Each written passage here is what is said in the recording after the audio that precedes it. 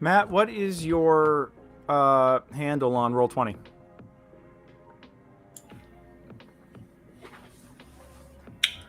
I don't know. Let me check real quick. I think it might be Judge Malthred, but I don't remember.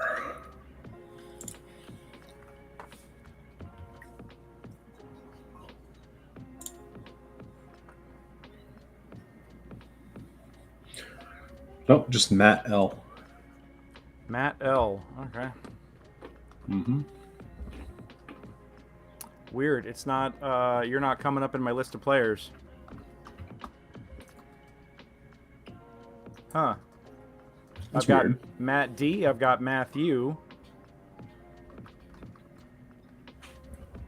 Did you leave the game by accident? I'm not in the game right now, but it's still on my list of upcoming games. Huh. Should I log into it? Yeah, go ahead and log in.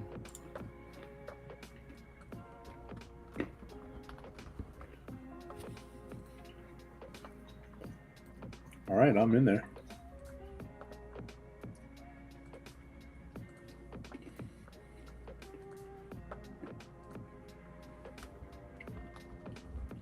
Yeah, you're not coming up as one of my listed players. I'm not crazy. What's going on, Paulie? Is it not using my Roll20 account and using like a character name? What could... Wait, hold on a second. It could be... Yeah, you're listed under Kassan. Huh. There you go. That makes sense. No wonder I couldn't find you. Okay. Cool. Getting Escobar all set up here. This will be fun tonight. I'm excited. Yeah. Yeah.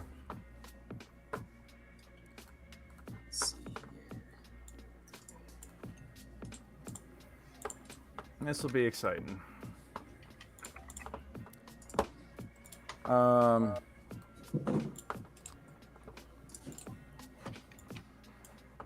only one I'm missing here, I think, is Nate. Hi.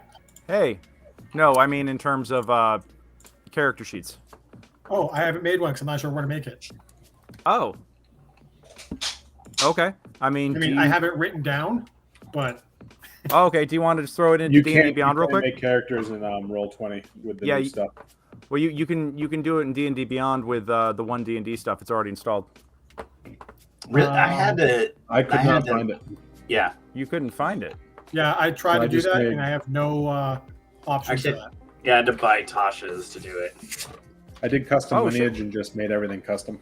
Oh well, if you guys, all right. Sorry about that. If you,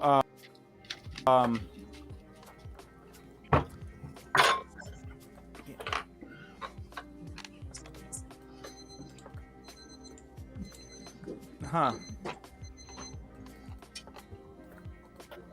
Interesting. Yeah, I just generated a character. Weird. I don't know if the how different the one roles are. So. You're telling me you didn't watch the back catalog? I have been very busy. I thought we had a very robust discussion last week. I was very excited to see all the different thoughts and opinions about shit, you know?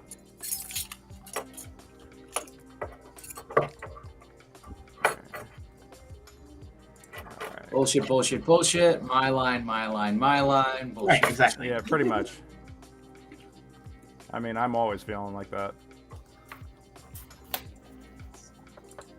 All right, and before the timer goes off here, I'm just going to save us all, spare us all the obnoxiousness. Nat, how you doing, darling? Doing well. Yeah. Happy to have this one back from his ventures in Scotland, Oh, and excited to be playing a very interesting character. That's awesome. That's awesome. Very, very awesome. Very excited. I think tonight will be fun. Going a little old school. Yeah. Kinda. You know, like we're just revisiting older, old things, the old ways. I'm excited just seeing the character names under everyone's video. Yeah. Can you change mine? Nate is just Nate. What? I love it. What? What do I do? No, I'm just saying that your character name is just Nate, apparently. So. Oh, I haven't had that. Escobar. Escobar. Let me. Is he Escobar? I don't know. How do you change your No. name? Is it going to be a very Spanish bear? Long out. Yeah. Do it. Right. Be right back. I need to change Natalie's name. I don't know if I can change it live. You should be able to. Weird. Actually, yeah, right? Because I feel like.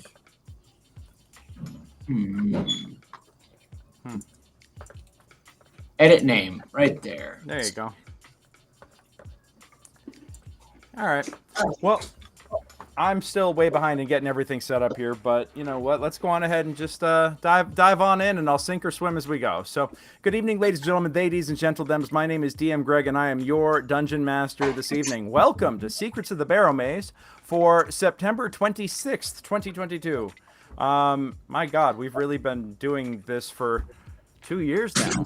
You know, this has become a favorite pastime for me, and I'm so glad and so privileged to be here with this crew this evening. You know, tonight we've got we're doing something a little different.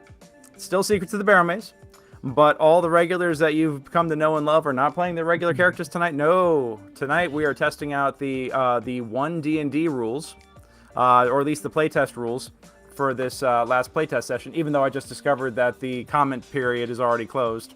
Damn it. We're not going to get to submit surveys on this? I guess not. Well, shit. But regardless, we're gonna trek on to them directly. Yeah, exactly. You know, just be like, hey, we have the most important information of all. So yeah, tonight people are trying out the new 1 D&D rules for creating characters and using character backgrounds instead of some of the racial traits and stuff like that, or the older school rules. And we're going to do some experimenting here and just have some fun. Maybe, just maybe, I can finally get that freaking TPK that I've been craving for years and years, and also not have it have major lasting consequences on any of my friendships. So, yeah, that's where we're at. Secrets of the Barrowmaze is a West Marches D&D 5th edition /1 D&D campaign. West Marches means that the folks that you're playing with here exist in a persistent world with multiple other tables that I'm currently running throughout the week. And at one point, we're going to get it where we got people exchanging ideas and stuff on the Discord. I really have to friggin' figure that out. But, you know, with the fun of a West Marches game, it's drop in, drop out. Bring a character, put together a party on Discord, schedule a session with me, and then go do some freaking exploring. Barrowmaze Complete is a 300-plus room mega dungeon written by Dr. Greg Gillespie, different Greg altogether. And yeah, it is a you have a gigantic dungeon to explore, but what's more, you have a whole region, a whole duchy to get through, where I've hidden, among other things, a whole other separate adventurer module outside of the original source material I'm working with. So, you know, there's lots to explore, lots to see, and I think that if you're looking for a fun D&D experience that you can work on your schedule, drop me a line. Check out secretsofthebarrowmaze.com. Sign up for a game. Do an intro session with me. Come and just come and check it out. So that is it for my intro for this evening. Oh, also, in case I wasn't clear before, you know, I'm a professional dungeon master with Mastermind Adventures, a company that runs that creates and facilitates and runs premium game experiences for you. So yeah. Drop on in. We've got a ton of incredibly talented dungeon masters, not just me, but everybody's got their own games going on. These are, you know, a lot of folks also are professional actors, professional voiceover artists, professional writers, storytellers, raconteurs, folks that can actually tailor to you an incredible, unique, high-quality experience. So I recommend checking us out. MastermindAdventures.com. Anyhow, that's it for me. Let's talk. Let's introduce our players for this evening. And I wanted to have the images up of what everybody's playing tonight, but unfortunately I'm not that slick, so I'm going to be working fast and furiously as we go here. But let's go ahead and start it with Mr. Matt. Mr. Matt, good evening, and who are you, and what are you playing tonight? Good evening. I am playing Escobar, a Ardling of the idyllic celestial ancestry. So I actually just look like a gigantic 7-foot, 450-pound bear. Barbarian. And I think my favorite part of creating the character was the new background classes, because you could just kind of like make your own thing. So I am actually a functioning illicit substance enthusiast. Oh boy.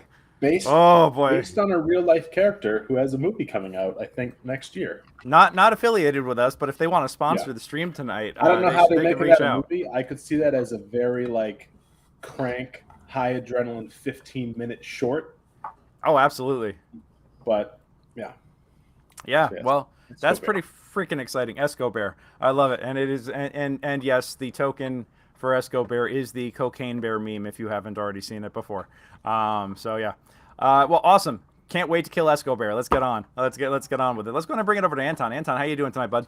Hey, how's it going, everyone? I'm Anton Ray, and tonight I'll be playing Argnag the Mighty, the Goblin Ranger who was a professional bounty hunter for his tribe and road warden.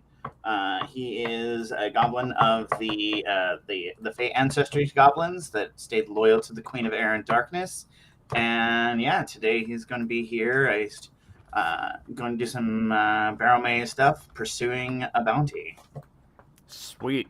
That's awesome. And how was the character creation process setting up Argnag here? Oh, the character creation, I used the custom race lineage to make Goblin, and then and imported the Goblin racial traits from the Monsters of the Multiverse, and then I used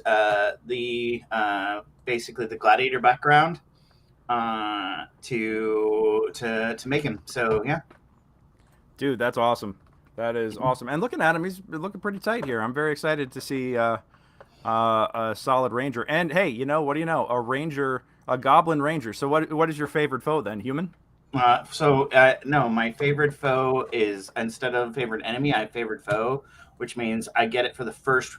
My first round I attack, I put it on automatically, and as long as I don't lose concentration, if I attack that person the first time in a round, I get the extra D4. It's the new alternate ranger rule, the new ranger rules.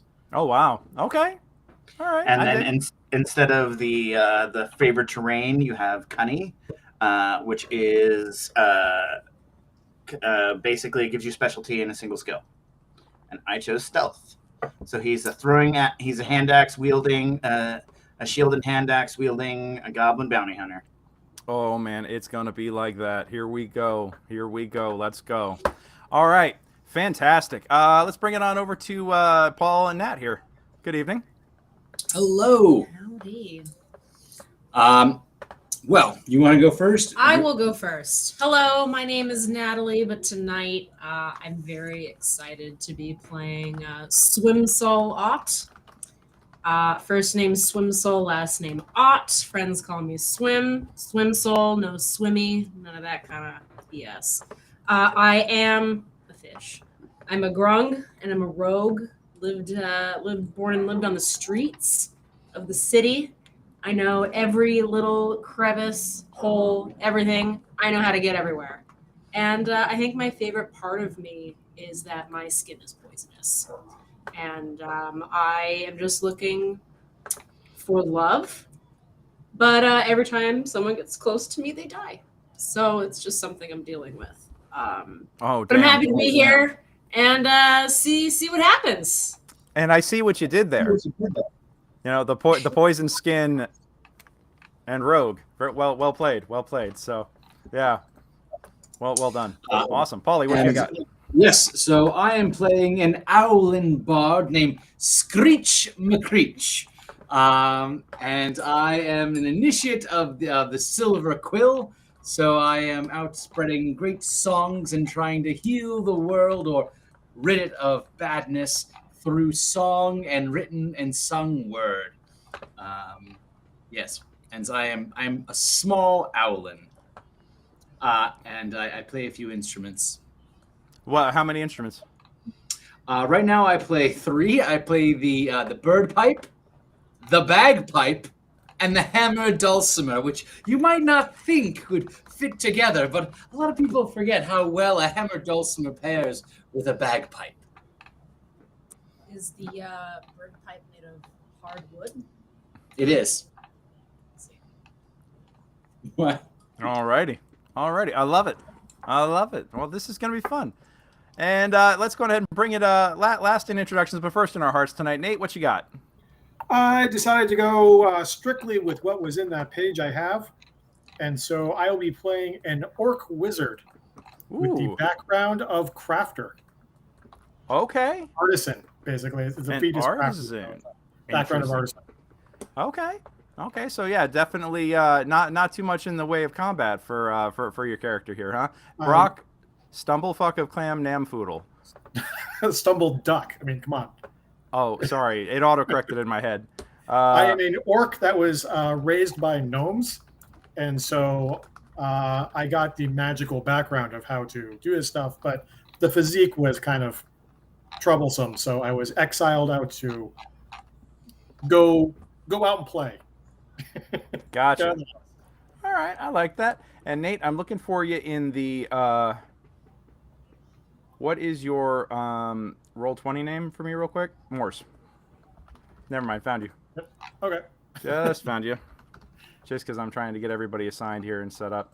Cool. Got that. I will fix that in a moment. Yeah. So, in that case, that is tonight's party. A little different than the usual makeup. I'm very intrigued and very excited to see where things go tonight. So, let's go on ahead and jump on in. And again, I will be frantically getting everything ready on the back end here as I talk. So if I get a little distracted every once in a while, just smack me upside the head. Nate, what's your AC and HP? My AC is probably 10 and my HP is 8. Oh, I'm gonna kill you. All right. I'm a wizard. I'm squishy. I'm gonna kill you dead. That's gonna be fun. All right, and then I got your art too, which is dope. All right. Oh, I'm sorry. My AC is 11, not 10. Oh, well, Yeah. that changes everything. I mean, Yep. that just, yep. All right, now you're that much harder for me to just stomp. Now I'm tanking. So yeah, you really should though. All right. Well, do we want to just do this old school style here? Die. The smell of food wafts throughout the early grave inn in the village of Helix, a village noted for the fact that it is literally considered on almost any map you can locate it on to be in the ass end of nowhere. This is where the wretched hives of scum and villainy go when they need to get away and be forgotten completely.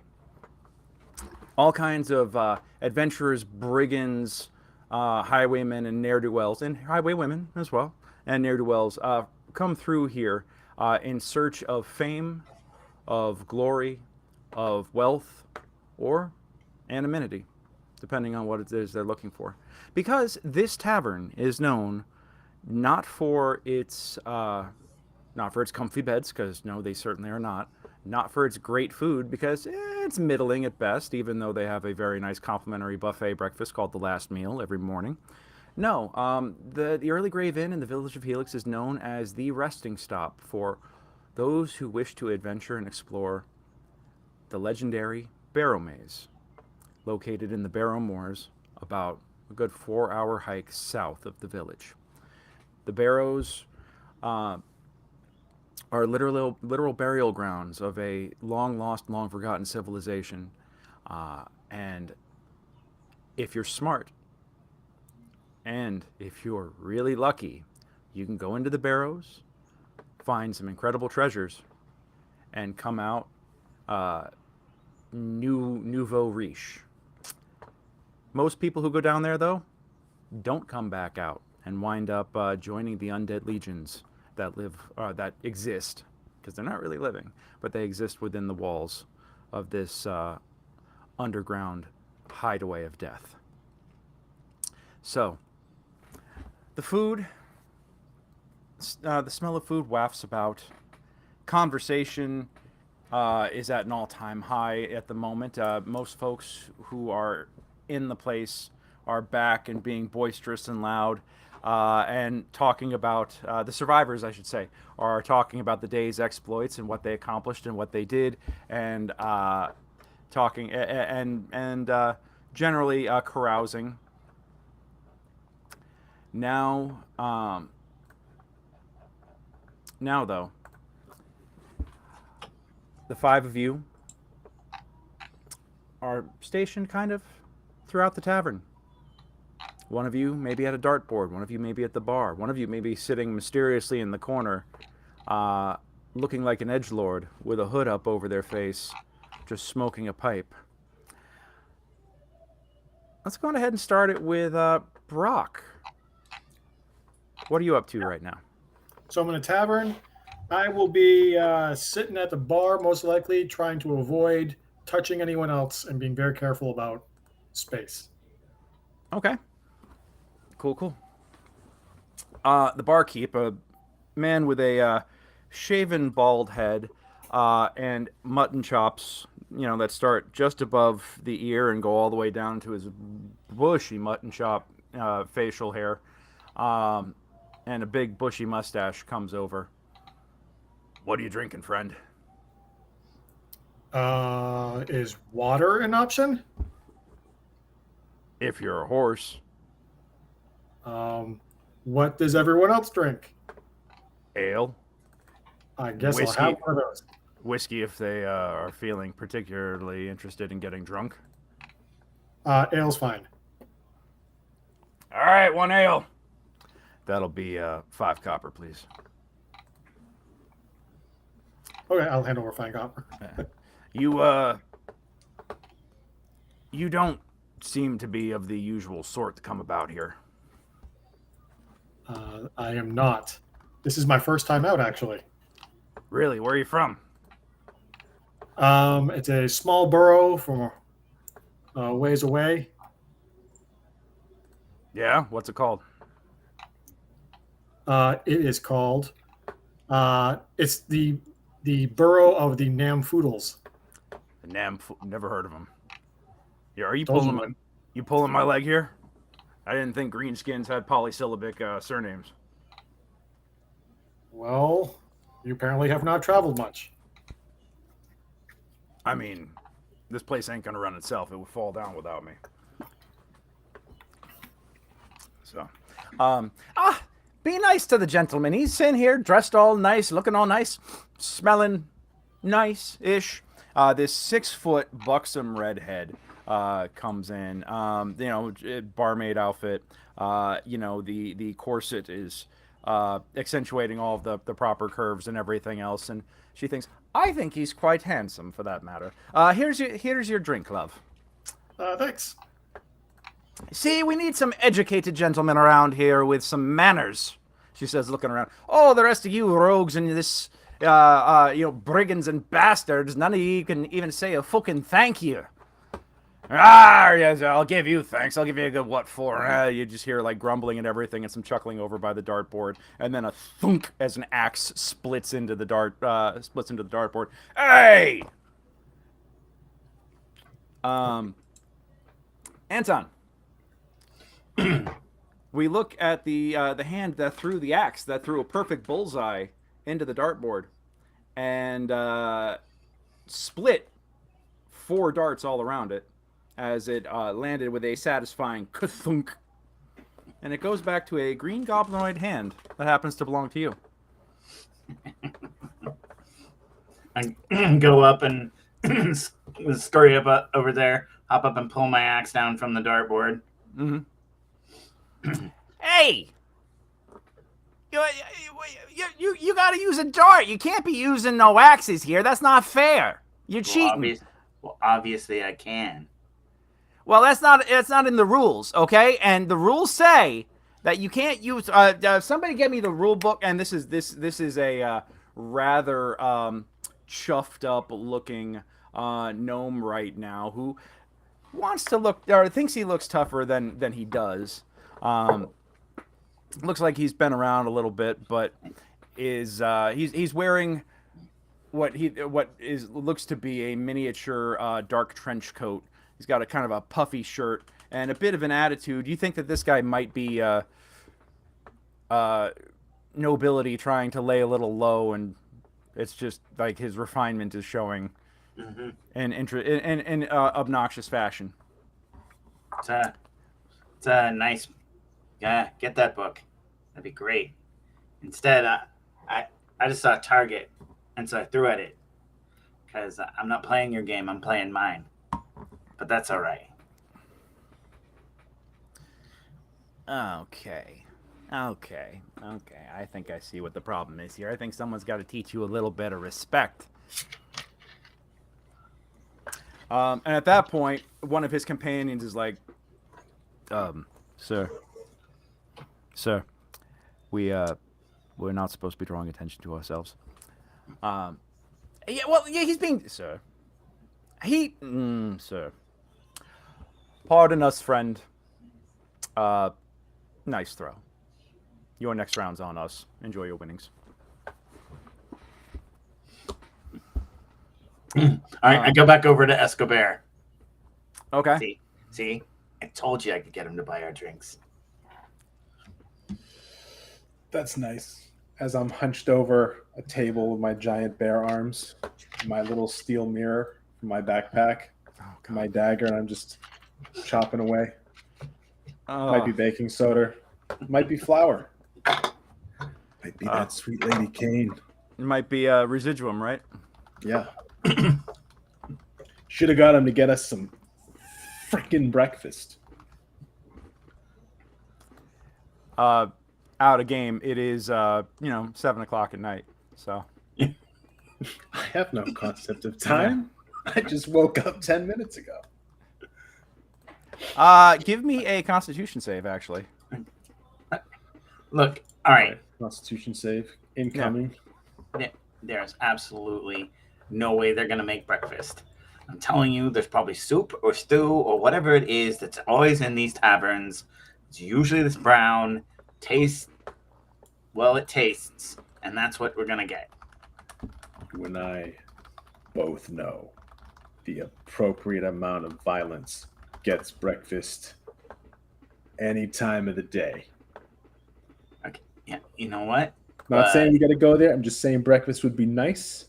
You don't have to have it. I wouldn't turn it down. You know what? I'll try and ask again. That lady with the red hair is very nice. Yeah. If she has any porridge, I'll take some of that as long as it's not too hot. I got you. Or too cold. I got you. God. Oh, God. All right. Oh, this is so we're not just limited to cocaine nice puns. room Got it. temperature porridge over here, or I'm gonna flip out. All right. So I go away from my friend who's on a bender, and I go. I try and flag down the I don't know, the one with the The redhead. Yeah. The tall one with the red hair. You don't give me a perception check real quick. Matt, yeah, you are convinced that you did just wake up about 15 minutes ago. Yeah, you are 100%. Man. Yeah, you're feeling rested and ready I for didn't wake up in a bag of garbage. I'm doing great tonight, whatever. How do I not have proficiency in perception? Like, how did that? I mean, that's just asking for trouble. Obviously, there's something terribly wrong in character creation. Anyway. Okay, so what'd you roll? Some of those, if you 14. don't save it, you won't get the proficiency. I noticed that. I bet that. Nothing. Gotcha. Yeah. Okay. Well, I will tell you this: you open or you look about, and you don't see Egret, the giant redhead, but you do see a couple of another serving girl. This one's shorter, mousy, long brown hair. She's just kind of like making her way through with arms full of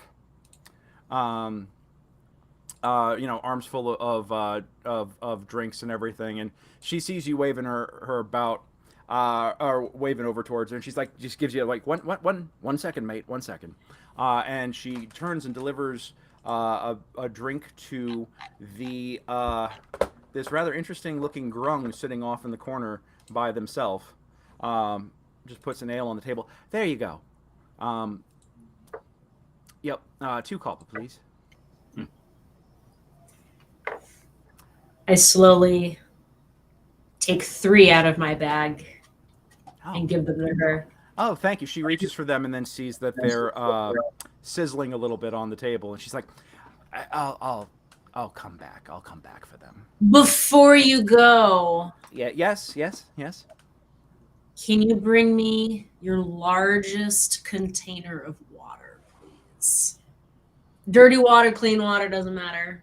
No poop water, but just a big container of water would be great. Right. Okay. Yes. Happy to. No problem. I will do exactly that, and consider it on the house. If you could do me a favor and just clean up the tab. I dropped something. Hold on. There we go. I will do it with the water that you bring me. Thank you. And I am a frog. I am not a fish. Oh, Just wanted to my. clarify. She blushes a little bit and also looks incredibly confused. So you could tell that she probably doesn't understand the difference as she scurries off. And she runs by Pablo and company. Says, just one more minute. Be right back. And she runs past as she runs into the kitchen. She goes by the stairs next to the kitchen door. And standing underneath the stairs, just kind of out of line of sight right now, is a bard waiting to go on stage. And she says, "Yes, sir. I think you're on. You're on. Well, now I suppose. It is about that time of night. So yes. Good luck. You're going to need it." And thank you. Yeah. Winky do. You think I need the luck? All right, excellent. And I come out, I flit out, and I set up my hammer dulcimer in the best lit position. Okay. And I say, "Welcome, everyone. My name is Screech McCreech. I'm sure you've heard of me. No autographs, please. Not until the end of the show." You suck. Oh no, sir. You suck. And I start beating away on the hammer dulcimer, saying, "This is a song called You Suck, I Suck, We All Suck Together." Start just beating it out, basically a shanty about hauling ropes and leaning into the suck of an adventure. All right. Do you wanna hum a few bars? Sing a few bars? Sure. Yes. All right. What you got? When the winds are high and the sea is low, the ship rocks back and forth and you wish you were below. Oh, it sucks for me, it sucks for you, it sucks for all the crew, but at least we're sucking to and fro. Oh, we suck together, we suck till the end, we suck because we all are friends. Sing it with me now, and I go on back to the chorus. Suck, suck, suck, suck, we all suck together. Damn. All right. We definitely lost our G rating right there. No, I mean it's all. I think it's a very relatable. Give me a performance check, and for that lovely, incredible performance that you just totally improvised, give me advantage on that. I'll give you advantage on that. I got a nat 20. Yeah, you actually managed to stop all of the noise in the bar and capture everyone's attention with a nat 20. And by the time you hit by the time you hit the chorus after the second verse, the whole bar is literally singing with you. Even Bolo's back there pounding a tankard on the bar and being like, "Everybody, yeah, we all suck together."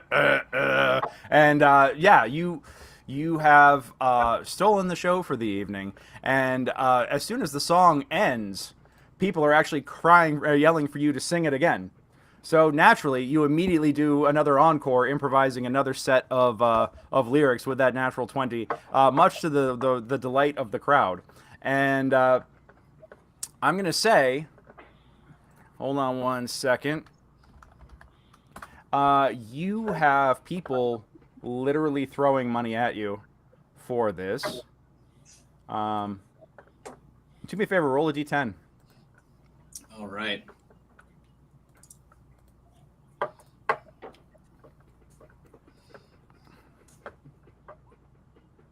Ten.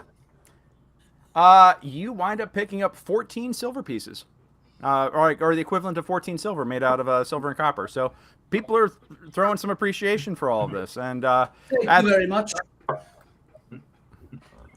Yep. Too bad Miggy isn't there, because then you'd be like, there would be gold coins coming your way.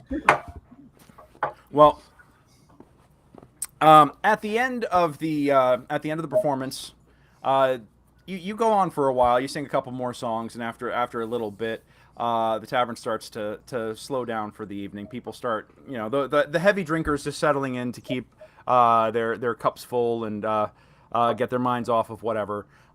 Stories are exchanged. People are meeting each other, and ultimately, Escobar and Argnag, you both are very, very impressed by the performance of the owl and invite him over for a drink, and all start sitting and chatting. And there is out of all the shitty bards I've seen in all the shitty joints, you sluck slightly less than all of them. Why, thank you. I like that axe throw you did. I thought that was quite smashing, literally and figuratively. Thank you. Not exactly my best work, but it entertains the locals. So, at this point, there is a rather nondescript gentleman who comes in, and he comes in the door. He's wearing road leathers, but if a guy could be any more nondescript, he would practically be like Nate. I mean, no, not Nate. He would be so plain that your eyes would almost just like gloss right over him, and you would just forget that he even existed. But yeah, brown traveling cloak, brown leathers, sword on the hip, human, brown hair, plain face, brown eyes. He's just kind of comes in, surveys the room a little bit. Give me a round of perception checks real fast. Hey, Escobar. Is this the guy? You smell him? I half-heartedly charge over and start sniffing at this guy and hitting him with my head. No. As you approach, he, with reflexes that seem faster than you think, he pulls his sword out as you start heading towards him, and he kind of wards. You kind of come up right at the blade. He doesn't stab you, but he holds it off in a warding fashion. It says, "I don't know you like that, friend." I just drool all over the blade. Excuse me. Are you Nate from accounting? No. Who are you? Nate from accounting. You're Nate from accounting? Then why'd you ask if I'm asking Nate? you. I'm not Nate from accounting. What the fuck are you doing here then, man? Okay, all right, Escobar. Let's leave the nice man alone. That's not the guy. Argnag. That wasn't him. That wasn't him. Where have I heard your name before, my green friend Argnag? That is your name, yes? Oh, Argnag? Yeah, it's common name. It's like human name, Dale. Yeah, there's like Dale. Argnag is like Dale. Dale's not here, man. Okay, well, whatever. Pick I don't know. What's a normal human name? So Argnag's like that. I have 17 cousins named Argnag. All right. He does. Well, but are you the one that has a bounty hunting license in this region? Oh yeah, that would absolutely be me. Good. I have a contract. All right. But you said you weren't the guy. Yeah, Escobar. All right. All right. Are you currently engaged? Because I could take my contract and bounty elsewhere. I could take it across the street over the I Mercenaries don't Guild. even have a Look. girlfriend. Look, no, we were hunting a guy, and the guy probably went to Barrowmaze and then come back. So I think entered to the thing. So if you got work, we'll definitely take a look at it and see, like, you know, what are the terms, what are the things, you know, we got our I got my rep guy over there pointing at the nerd orc with the you know, the little the glasses on over there. Well, your reputation precedes you as someone who doesn't hesitate to get their hands dirty. My employer asked for someone of your ilk specifically for reasons beyond me, but that is not my business. My business is not the reason why. Mine is just to make sure others do and die. So, from what I understand, you have no problem bringing in someone cold, yes? Hot, cold, lukewarm, roasted on a spit if you want. You know, I mean, I'm not here to judge for your proclivities. Where are you sitting? We shouldn't be standing in the middle of the room here.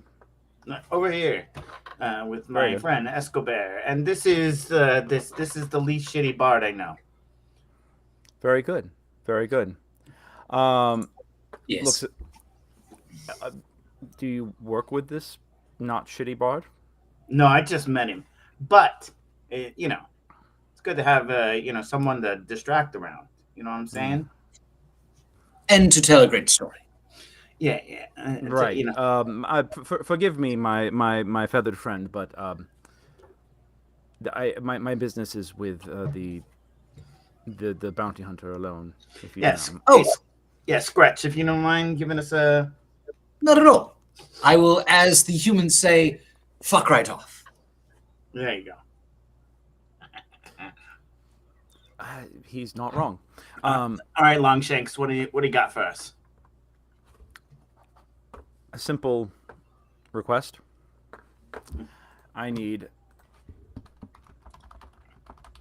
My employer wants someone brought in cold. They owe a debt. They've welched on it. They've run here. They've run a very, very long way. But people are aware of the fact that this individual made off with having taken advantage of my former employer, or my current employer, their former employer. Right. And they want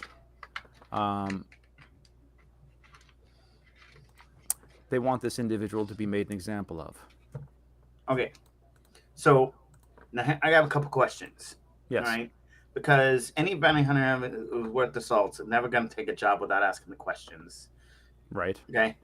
Am I going to find out this guy has like a family of 4 and he's running from some like serious crime boss? How much would it cost for you to not ask those questions? How much is it worth to 30 you? don't have- kilos at least, right? Escobar? Yeah. Escobar? They don't use that measuring system here. They don't? Why are we No. working with them? Anyway, they don't use that measuring system here. We're north. Okay. Anyway, so those questions, I mean, I gotta know what I'm up against. Does he got backup? What like, first of all, who's this guy? And like, if I'm gonna bring someone in cold, I don't want to be hearing a shit ton of sob stories, and if I gotta like, you know, like deal with their family too, that's an entire separate set of like conditional charges. I don't think you have to deal with their family. To my understanding, they fled to this region alone. Ah, Now, great. whether or not they have made any allies while here, that's a whole different story. But from what I understand, they fled over to here, perhaps to Iron Guard Mott, perhaps to one of the other small villages in the area, but they are hiding somewhere here within the region. And we believe that they probably put most of what they took from my employer up there, up to a similar place where your friend here has their recreational activities. So, are you saying to me those words? no, I'm not. Okay. Make an insight check. At disadvantage. How is Escobar's insight not good? Yeah, you totally think that he's talking shit about you. Yeah. with that 6. Yeah. All right. I see how it is. The You want to get spicy? Escobar. Hey, Escobar. Ognag, did he say there was someone that was trying to hide? Huh? Yeah. Wasn't that asshole trying to hide over there that bought us the drinks? Yeah. Hey, is that the guy? Escobar? I'm asking you. Is that is Okay. Which one? The gnome and the little fancy gnome leather midget? Yeah. No, this individual's not a gnome. You are looking Would for it a be man. okay if you just went and ripped his face off and got paid? Not by me. Would you settle for that 50% off? Perhaps I should take this business elsewhere. No. He's great muscle. No. He starts getting up. Well, then, if he's such great muscle, then he should exercise what he's good at and allow those of us with an intelligence score over 6 to Put it up there. Let's arm negotiate wrestle. business You want to right see? now. Give me I don't the need arm. to see. Escobar. You just said put it up for the thing. Yeah. Escobar. Yeah. Hey, Yes. why don't you go check see if breakfast is ready, okay? That's a fantastic idea. Yeah, and see if there's little sausages. Great, that's me. Waddling Okay. Escobar, over give the me front a thing. dexterity save as you go, real quick. And swim. Oh, never mind then. With a 22. Swim, I was going to say, give me a... Critical dexterity. Can I, hit this guy? Does this guy have a mustache? No. Okay. He's about to for a half a second as I turn around and leave my little tail right across under the nose. All right. And off I go. You know what? I'll allow it. Fuck it, I'll allow it. I love it. All right. Swim, you see this giant bear that is not terribly far from you get up and start moving, and they don't seem to be terribly aware of the amount of space that they're taking up, but somehow with a 22 dexterity save, they actually avoid bumping into you. So I do not move. I stay exactly where I am, and I don't flinch at all. Okay. Sounds good. Sounds good. Now then, now that we have another moment or so to ourselves, I can imagine that is quite good muscle. He must be for all the trouble. Incredibly good muscle. Good to know. Who else do you work with? You mentioned that the orc up at the bar is an ally. Oh yeah. That the orcish nerd. Yes. Yeah. Venom Deadly. And speaking of Venom Deadly, you see that frog chick? Mm-hmm. One of the most deadly assassins I've ever seen. Good. Don't make eye contact with her though. Yeah. I've And heard. my eyes are just giant black orbs, like as big as they can be, I don't- sitting in a container of water. He's looking over at you, and he kind of glances over and does like a double take, and he simply says to Anton, while not taking his gaze off of you, he's like, I'm not certain if I'm making eye contact or not right Err now. on the side of caution, man. Sorry, you get lost in them so easily. Right here. Yes. On my nose, okay? Right. Well, but anyway, it's basically my snout. Okay, look. The target, How much? Who's the target? 100 gold. 100 gold. 100 gold Okay. dead. 100 gold dead. All right. And it was last seen in this area. Last seen in this area. Individual's name is Ivan Romulo. Ivan Romulo. Yeah. Like Ivan Romulo. Got it. Ivan Romulo. Ivan All right. Romulo. Okay, what's it? You got a drawing? Yes.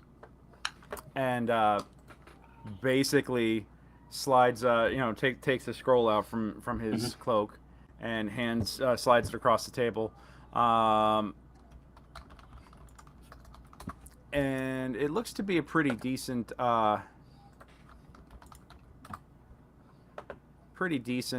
sketch. You see chiseled features, angular face, short cropped hair, and Human, halfling. human. Specified as human, roughly about 5'10", about 180 pounds. wanted dead. But you also recognize that this poster this image that is put across. Give me a history check. Give me a history check, real quick. Oh yeah, not 13. Okay. You know that this is not something that is sanctioned by the local government. This is not sanctioned by the Duke. This is not the kind of wanted poster that is put out by the Duke. This is something that is put out by individuals and groups on the illicit markets.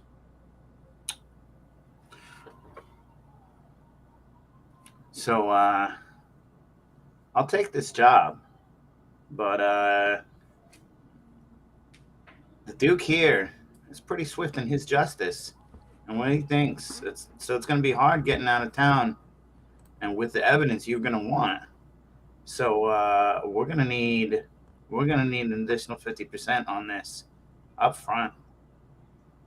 I'll give you 50% up front, but not additional. The bounty is 100 gold.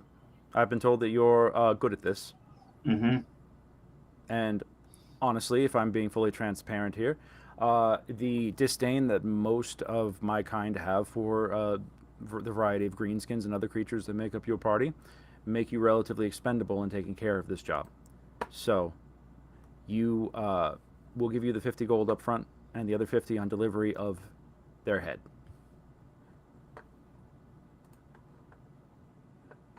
Fair.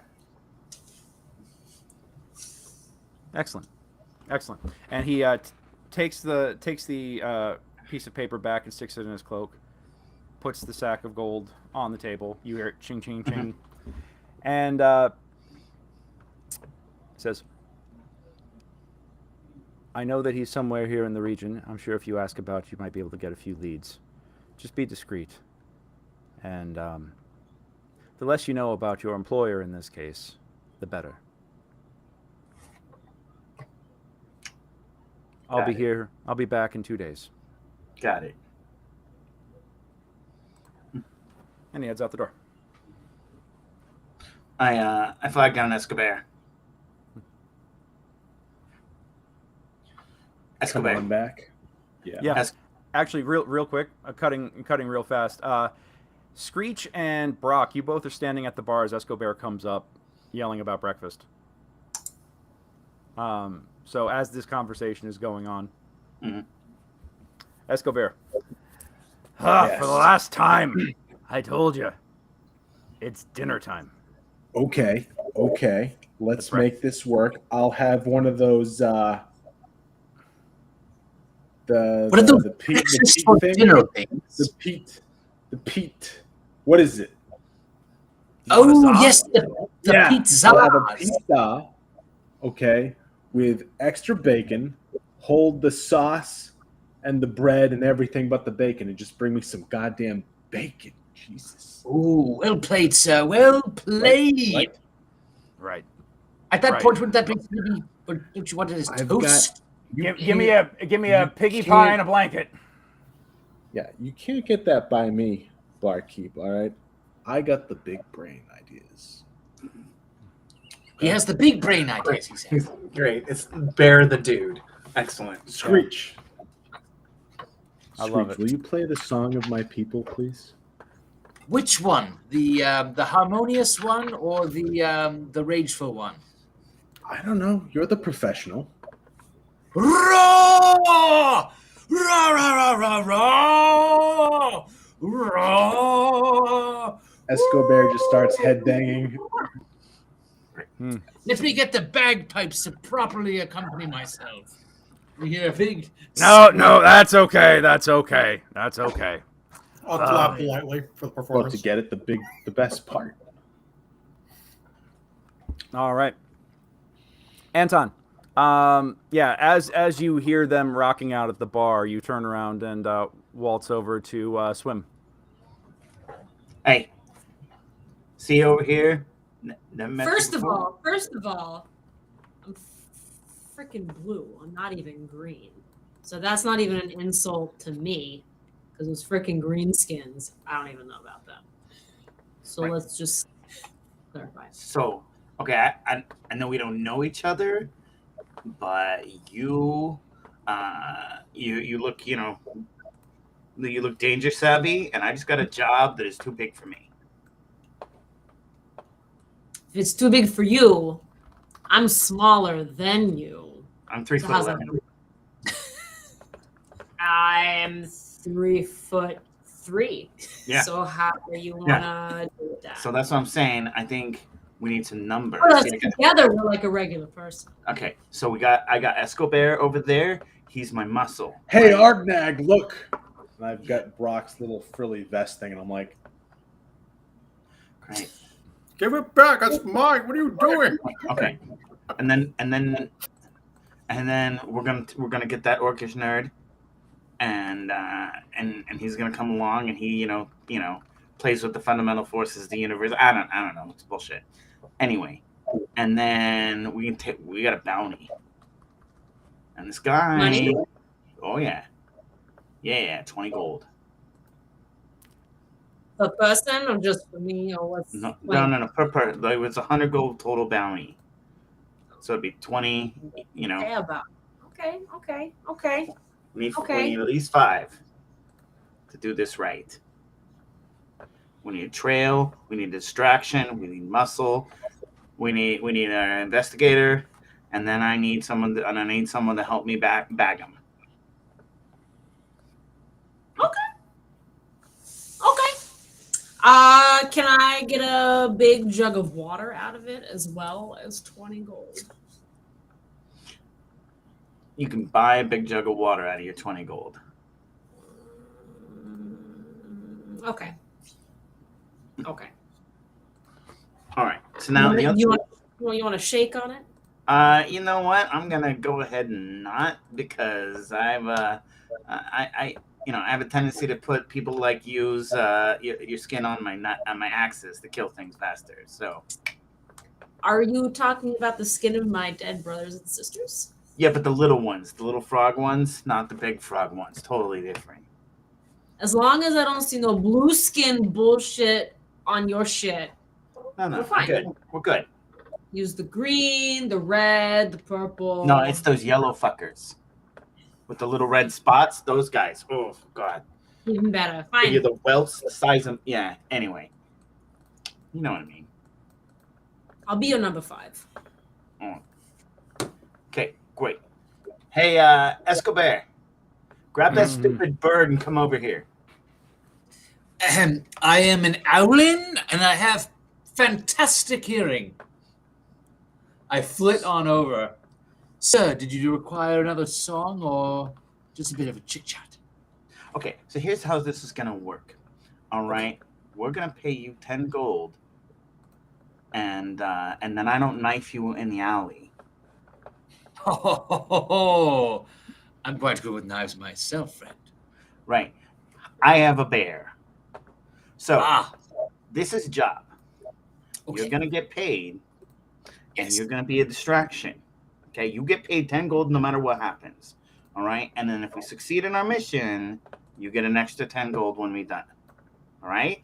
And I get the life rights to the story. Okay, God, I don't even know what that means. Yeah, sure. Excellent. And I don't want to hear anybody complaining when I make an excellent ballad out Hey, of nerd, this. can you shut this guy up? Oh, I can't see. shut him up. No, that'd be rude. Escobar makes his way over to this conversation, and you get a big meaty bear paw on your back, Screech, and then he leans and he's like, "Excuse me, Screech. Yes, Escobar. Argnag would like you to go over to his table and speak with him." I'm right here, Escobar. I believe Right you're I know presently- it's a short distance. It's a small ask. I'm guessing this won't be a problem. I'll leave you two to it. Go back. I like the cut of your jib, Escobar. I like jibs. Look, you're all a bunch of pack of weirdos, and ain't none of you but me and Escobar come here with other people. So you're looking for work, right?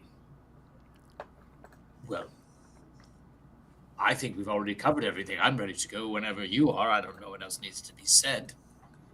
You, Who's your friend? Brock. Yes. In or not? You want to work or not? Oh, sure. Good. Hey, look at that. We got a fellowship going on. All right. So, yeah, and this shall be the Fellowship of Fools. Now, you sit, you have a drink. What do you guys want to do to conduct your investigation? Well, I mean, I run and give them the rundown on, you know, on this Ivan, did something, I don't know. I already lost his last name. Romulo. Yeah. Romulo, right. Romulo. The Stumblefuck conundrum, right? Yeah. I'm trying not to call you Stumblefuck. I'm waiting for it to happen. That's why. Hey, you Stumblefuck, come here. Okay. How dare you? This is going downhill real quick. I love it. All right. So we need to start finding the trails. He was last seen in this area. He looks like this guy. I'm going to step away for one moment while you guys talk. Okay. So,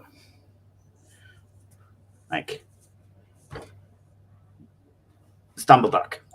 Stumbleduck? All right, Stumblefuck. All right. You could just call me by my name, Brock. I mean, that's... Yeah, it seems wrong. Is that short for broccoli? No. Right. So, all right, how do we want to conduct this investigation? We're open to ideas here. Well, if we're looking for someone who likes to participate in illegal substances, maybe we should find someone who sells illegal substances. I know him. That sounds excellent. He's out back behind the tavern. Okay, no, this guy ditched on his employer and robbed him blind. What kind of employment was he in? Yeah, it's better not to ask these things. Well, I mean, if he's like a woodworker or a No one pays $100 gold coins for the life of a woodworker. yes, but it's What if he was a really good woodworker? so we're looking for a shady character who absconded on his employer. So we need to ask around some shady characters. So, yeah, exactly. All right. Some I'll shady. walk up to the bartender and ask him if he's ever heard of this Romello guy. Okay. Bolo sees you come up. He's got the sword of an orc. Yes, sir. What can I do for you? Yes, I'm looking for a Ivan Romello. Do you know him? Hold on one second. High or low? Hi. All right. And pick a number between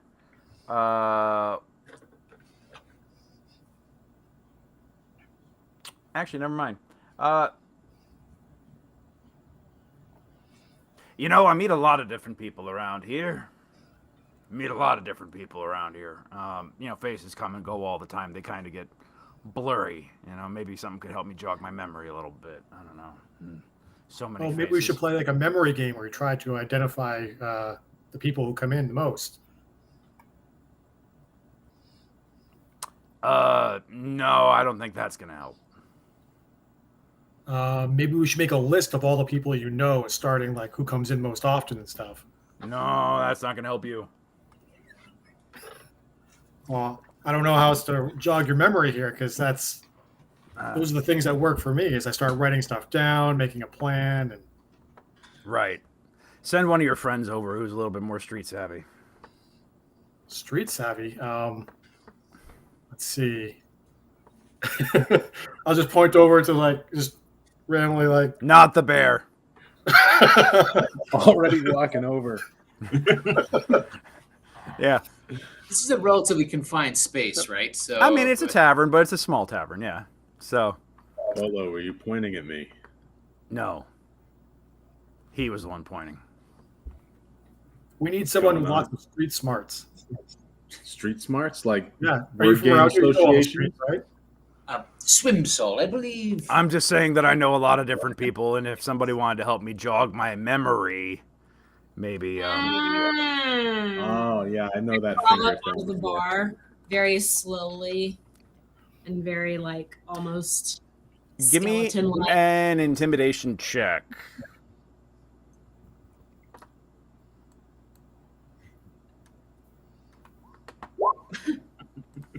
I wasn't trying to intimidate, but I mean that works for me too. Please do me a favor. Don't climb on the furniture. Argnag, you gotta get your table under control. I'm gonna ask you all to leave. It's fine. It's fine. It's fine. All right, Screech. Hey, you're a talker. Yes, I am. All right. On now- occasion. I'm more of a player, but yes. Okay, I take out 5 silver pieces. Oh, yes. I didn't... We're going to go and yes, bribe him. Yes? Here you go. Here is your budget. This is the budget that comes from my personal share. So Oh, here's keep your it. budget. I just made a lot of silver. Don't worry. I'll be right back. Don't worry about it. I flit over and say, good man. That name that, I wouldn't have forgotten it. Yvonne Brock. Romulo. Yeah, And I just start stacking silvers. Would you perchance know anything interesting about him, where he was, who he commiserates with? I'll even throw in a free song on a busy night for you. Make a how many silver do you stack? I stack up 5 to start. Okay, straight.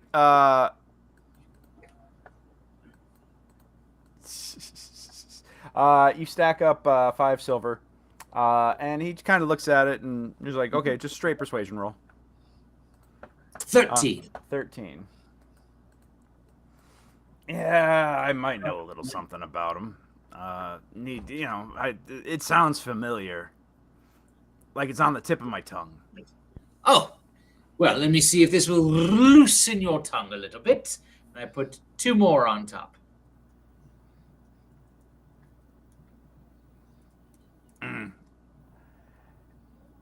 Almost there. Almost there. I put 2 more for a total of 9. He just kind of sighs and looks at you like, really? Oh, okay. And I put 10 copper on top of it. There we are. 1 gold. Discretion is not your strong suit. Okay, yeah. It's 100 silver. He looks about and look. He leans in a little bit. He's like, "Look, you idiots are being way too loud and drawing way too much attention to yourselves. If you're looking for a bounty that could be in the area, okay? So do me a favor, walk away for an hour, come back, and I'll give you some information, okay? When there's not too many prying eyes and ears about. All right?" Yes. Ribbit. Ah! All right. So is the tavern currently packed? I mean, it's not packed. Like I said, it's later in the evening, but now it's like the hardcore drinkers and the shadiest of the shady that are hanging out and doing business. Probably friends and allies of your potential target here, or potential other competition in terms of hunting this person down and delivering on the contract. You don't know who else this got to. Are there any dark corners in the upper roof area, etc.? Honestly, this is a relatively small tavern. There is the front door that comes in, and the front door leads there's a small pathway that leads up to the stairs that lead up to the rooms. And then everything on this side is assorted tables. There's about 5 or 6 large tables and a couple of smaller ones. Then an area by the bar that has darts, which makes it a real challenge because the path of the darts goes right across where the service door opens and closes. So the servers are constantly coming in and ducking flying munitions. They've gotten really, really good at it. And players all know that if one of the servers is hit, that person has to buy the round for everybody else. So they buy the next round for everybody in the tavern. So that being one of the rules, people tend to be a little bit more cautious about things. And then there's of course the bar with Bolo. And behind Bolo is a window that goes in, that is an open space that goes into the kitchen, and from there you could see the food prep and the drinks being prepared. He'll yell orders over his shoulder through the window to his team if it's not something that he can serve at the bar directly. So you're looking about. There's some shady folks by the there's like two different groups. They look to be adventurers of different varieties. Much more of the cutthroat type. One of them looks like pirates. The other kind of gives you a bit of a ninja vibe, and they're kind of eyeing each other, suspiciously. And there's still a couple of folks. One of them looks to be a cracked out wizard or sorcerer is standing by the dartboard, playing darts with friends and using his. You can see that he's using Mage Hand to alter the results and guide his darts true.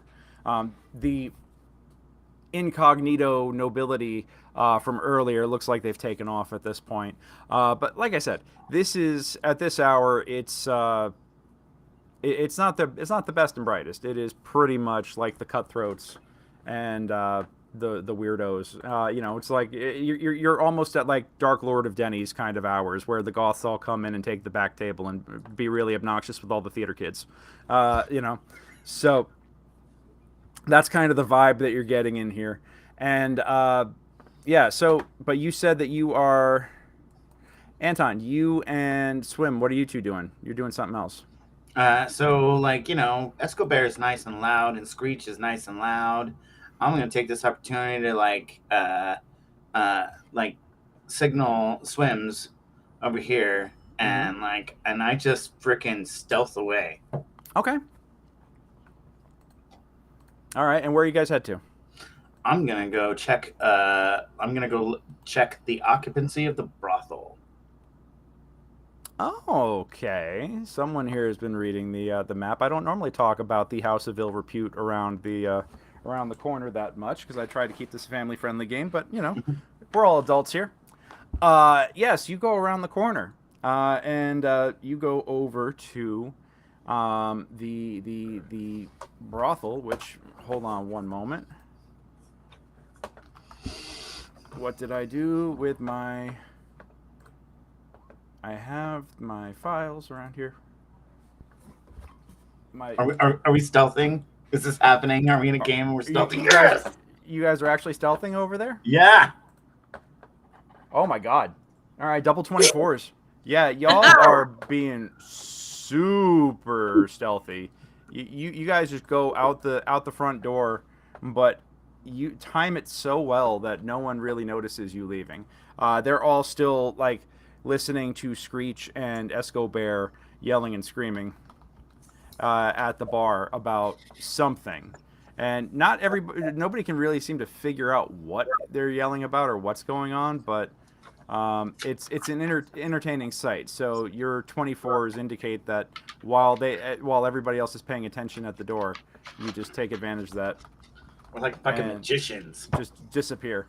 So yeah, you go over to the brothel around the corner, which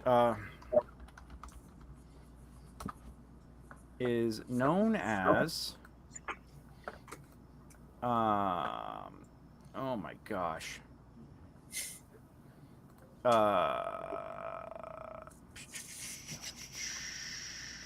Foul Pheasant.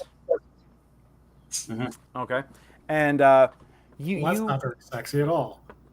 Where the plucking and stuffing happens. It's yes, indeed, where the plucking and stuffing happens. They thought the soiled dove might be a little too on the nose, but yeah, that the madam of the place, Pernicious Perny Ticklebottom, is a halfling madam, and she's young, cherubic, sweet. She's got these like tight gold curl ringlets, and she sees you come in, and she's like, "Oh, Ognag, Good to see you again. Here for the, oh, you brought a friend. Afraid there's an extra fee for that. Hello, Dovey. What's her name? Sorry. Perny. You know her. You've been around long enough to call her Perny. Hey, Perny. How's it going? Oh, just tricks are usual. And you? Oh, the usual. Mm. Just, looking for people who need to be found. Mm.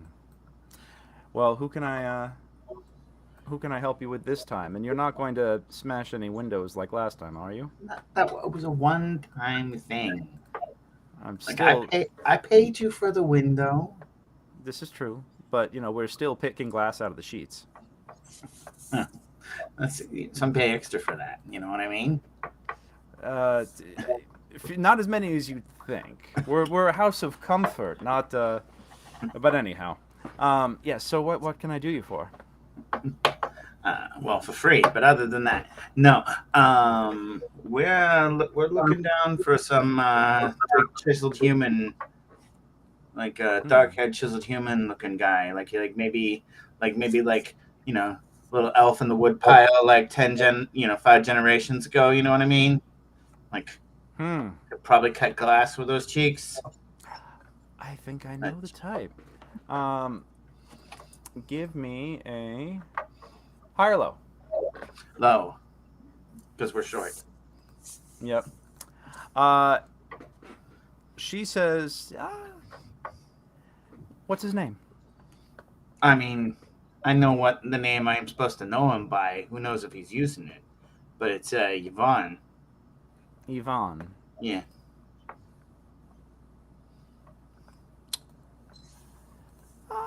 He may have been through here. Cut glass, washboard, abs, brown eyes, right?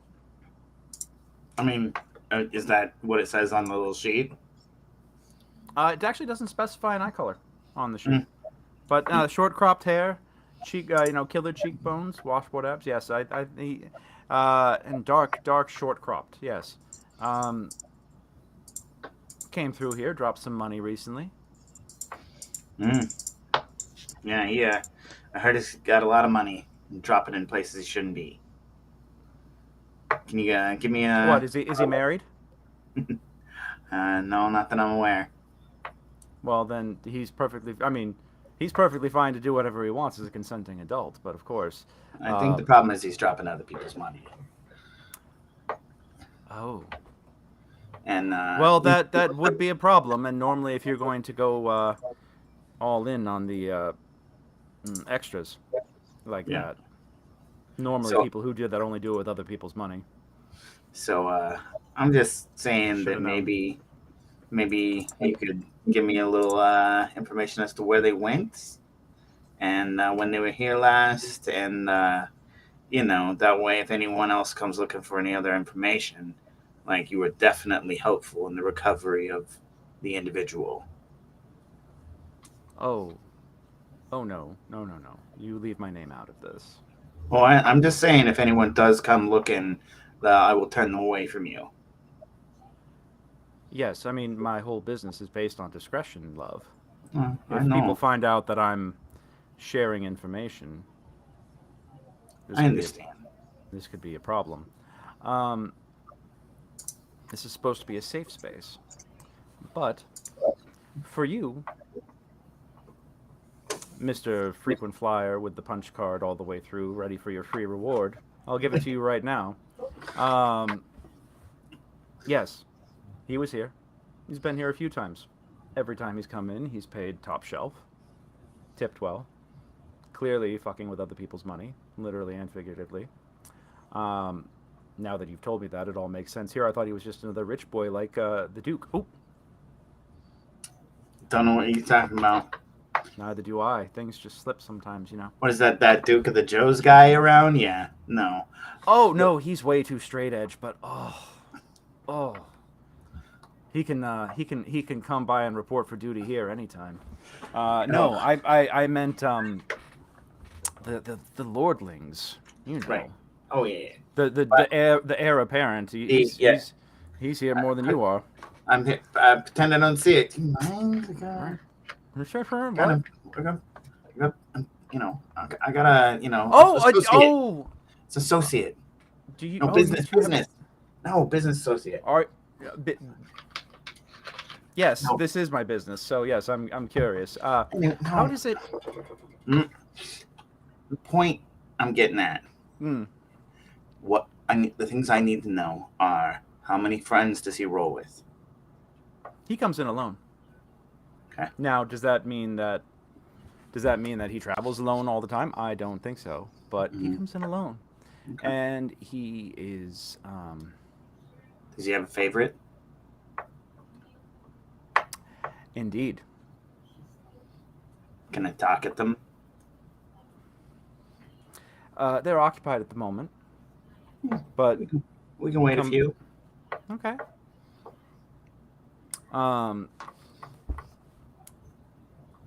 What do you? You're not going to do anything here in my No. establishment, are you? No. This is literally a buy or a drink. Them a drink. Hmm. It's just questions about the friends. That's it. Right. Okay. Well, like I said, he travels alone coming in here. But nobody in this town travels alone. I'm sure that if you talk to Bolo or perhaps even Billworth, someone might be able to tell you whom he travels with for his business here. From what I understand, he was last talking about going down into the Barrows, like most.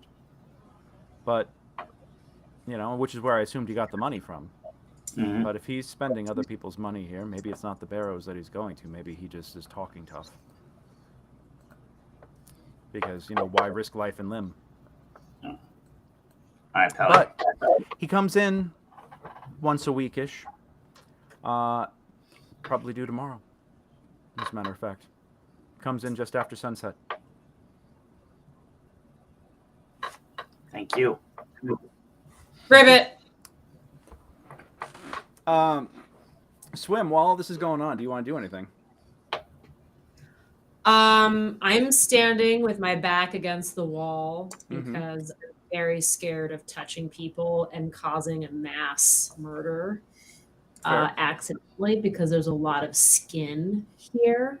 Mhm. And I'm not wearing a ton of clothes, but that's more also by choice. Mhm. But I am, my eyes, my big black orbs are very, very wide. And I am listening and watching. Okay. Give me a perception check with that.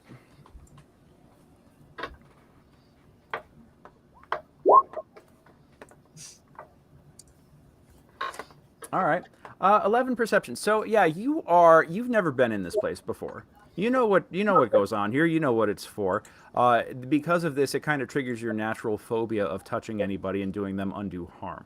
So this is not the place that you want to go. You were even hesitant walking in when Argnag rolled in. You hesitated for a moment. He was like, "Nah, come on, it's fine."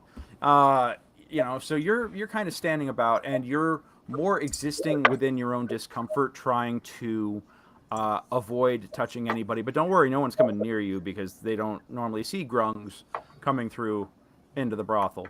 But you do get a couple of curious looks, and there is a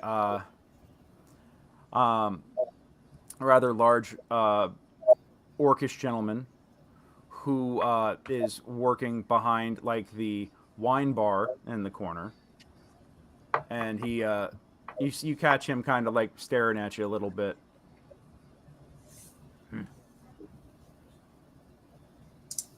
How far is the wine bar from us? Oh, I'd say it's about other side of the room, so about a good 30 feet or so. And he's currently stocking the shelf, but looking over. He's wearing a vest and no shirt, black vest, no shirt. And looks to be like leather pants, also black, showing off green muscular arms. This guy's a working man. Doesn't bear too many scars of combat or anything like that. He's clearly like trying to help set the ambiance within the area, and I guess scars might be thought of as unsightly, so he's relatively scar free. wearing cuffs on his wrists and a bow tie, but no shirt. So, Not. I don't think it was that kind of cuffs, but yeah. well, no, it's actually like cuffs, but the chain has been snapped off and broken. So he's like, yeah. And he's kind of like you see him as he's unloading this crate and refilling the racks, the wine rack there. You see him kind of like stealing glances over at you. I kind of gently kick a rock over to, I can't read his name, Anton's foot. Argnag. So he barely feels like the hit and sees me hopping over to the bar. And I get up on the bar and put like a square of leather down and sit on top of the leather so I'm not on the bar itself. And I just kind of sit there for a moment with my giant orb black eyes staring at him for like a moment. Okay. He sees you approaching and is just kind of like cocks his head a little bit. Hey there. Howdy. What are you drinking? Whoa, I'm on the job right now. What are you drinking? Usually water. If you have a cup of water, I'll take it. I like making sure my skin is wet. He doesn't even need to roll the insight check there to get the subtext. He is like, right you are. And he goes off, comes back with a nice big bowl of purified water, and puts it on the table, and then sets a glass down beside it. Oh. And I just get into the bowl like it's a bathtub, basically. I take off all my leather pieces like fully naked frog and just get into the bowl. I'm in a brothel. And not the weirdest thing I'm sure he's seen. Not I mean, probably weirdest tonight, but not weirdest overall, sure. So it's like, oh, this is a nice temperature. I like this. Thank you. I appreciate it. So what what do other people drink? What's like a popular drink that other people drink? People come over here looking for good wine. Do people like Merlot? You can hear Cousin Vicky somewhere off in the distance going, like yelling about Merlot all of a sudden. Suddenly she's something about Merlot and coconut oil. I don't know. So, I happen to have a good bottle of that right here. Would you like a glass? I'll take a thimble. I am a bit of a lightweight. So I have my little thimble sipping. I'm like, oh, the vapors, they just get right to me. So, it's my first time here, and I'm just, I was supposed to meet my friend here today. But it's not, I don't think he's here today. And I was wondering if you knew if he was in a back room, maybe waiting for me. Who's your friend? Maybe with the bottle of Merlot.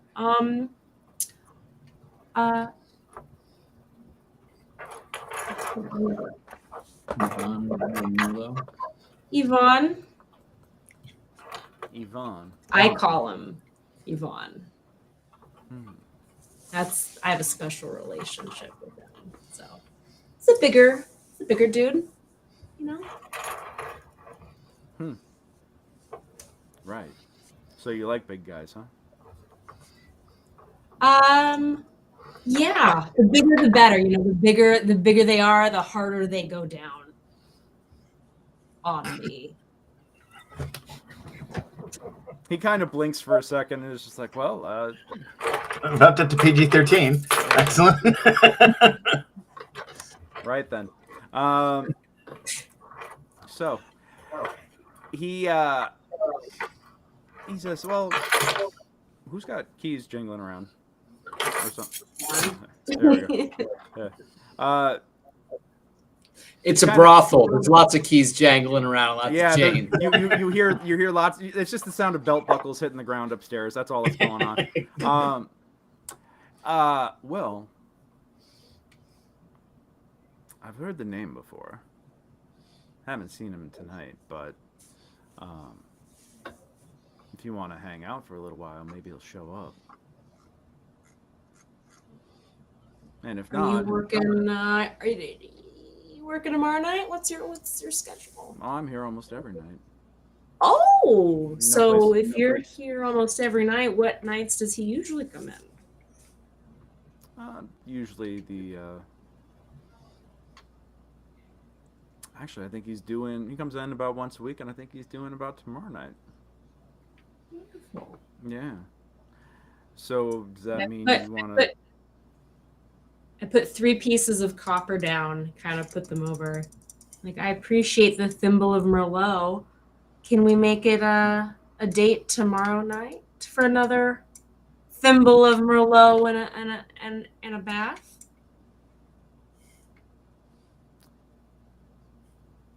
Wow, I thought here I was just serving drinks, but apparently now I'm one of the workers. Okay, I could get used to this. Kinky. Well, don't get too used to it. We'll see how tomorrow night goes. Okay. Well, if you want to come back tomorrow night, I'll be here. So do I have But, to you know, wait in the do line you- outside, or can I just? Oh, you can just come right on in. Okay. Now, how do you Can feel my friend about? over there come with me though? And I point over. I point over to the other short dude. Who's He won't arguing- bother you a who's bit. talking animatedly with his boss. Mhm. I don't. Yeah, the think- one that's talking to your boss. I don't think he's going to have any trouble getting in here. Okay. Yeah. We're just no. friends. Don't worry. We're just friends. Yeah, save me a little thimble of Merlot and some bath water. All right, and We'll make I'll bust out my scroll of resist poison. Oh, gonna How get about that? naughty. I see. Okay. Well, I thought that's what you came I over haven't here heard for. that one before. Well, I thought that's what you came over here for. Well, I'm always like to test things out. I mean, it won't affect me. It's you that needs to make sure that this. Well, I've got protective scrolls. It's fine. Perfect. We'll make Yeah. it. We'll make it work. So I'll see you tomorrow night. Where there's a will, there's a way. And I slowly get out of my little tub, like, little drips everywhere. Oh, sorry. Getting the leather, like wiping it up. Uh huh. Slowly getting dressed, like, Uh-huh. well, then I guess I'll see you tomorrow night. And I slowly turn around, like climb down and hop over to the front door and wait. Okay. He just watches you go, and then he realizes that his boss is staring right at him, and he's like, and just Perny turns back from looking at the bartender, and is just like, it's so hard to find good help these days. I know. Sometimes it's scraping the bottom of the barrel. Yeah. Speaking of which, as this, as you're having this conversation, a rather flushed-looking older gentleman, portly in stature, comes in. He's still trying to get his belt around his corpus stomach, and does not make eye contact. He just comes down the stairs, fixing his belt, and just goes right out the door. Does not like look at anybody. He just out the door. Yeah. And I hide immediately. You hide immediately. You said. Yeah. It's just like, where'd he go? Yeah. Okay, cool. Give me a stealth check. Boom. With advantage, because this guy is purposely like not making eye contact with anybody. How do I do advantage? Hold down control. Chip. It should give you a plus sign. It doesn't for some reason. There we go. 19. Oh, okay. Well, Right. that's survival, but Yeah. we'll call it good enough. You just managed to kind of like step. There's lovely red velvet curtains that line the wall here, and you just kind of like step back within the folds of a red curtain, and kind of disappear as this guy purposefully just marches on past your position, and Perny just kind of chuckles and is like, "They do that all the time. It's just sex. No one cares. I don't understand why people get so uptight about this." Oh, wow. Anyhow, that was that was Annika's friend, Mm-hmm. and Annika is the friend of your friend.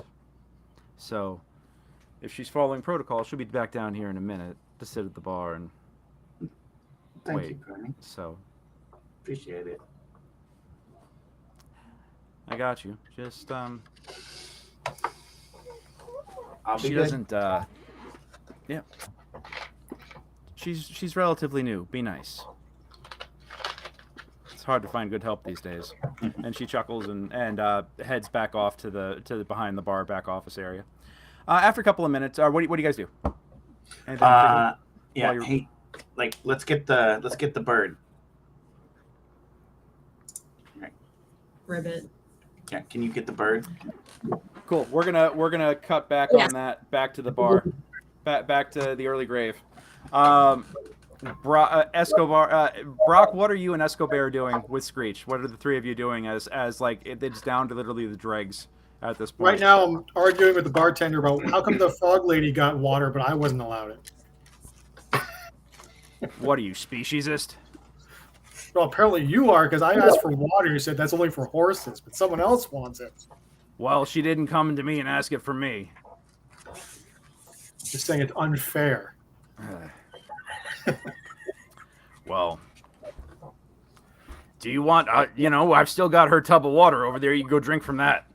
Well, no, I'm not going to drink someone else's water. That'd be incredibly rude. It's all. Do I look like I can cast create water?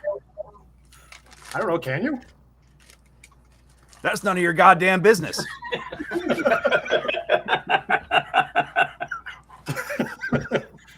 That's really interesting. If you can you teach it to me? Because I'd be really interested to learn that. I'll pull out my book. Right. Oh. Hey, Brock, I can cast create water.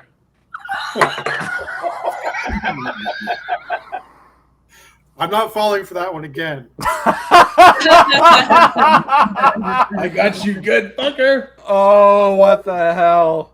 Oh, this is going downhill so fast. All right. Yeah, Screech, what are you doing?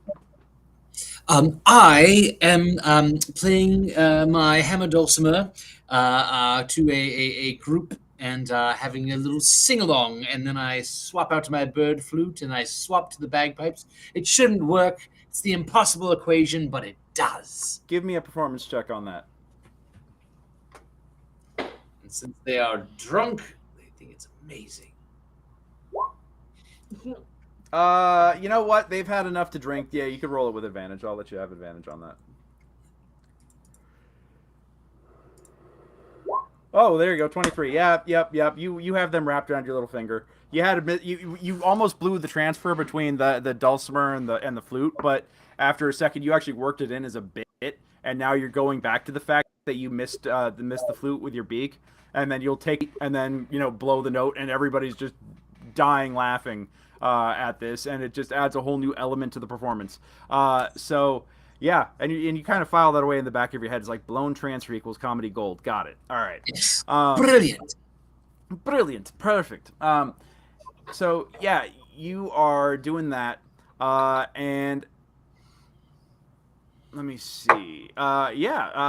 Swim comes back in. Comes popping back in. So Nat, what do you you come back and you see Brock and Escobar having a very, very intense argument with Bolo, raised voices and everything, but it seems non-consequential.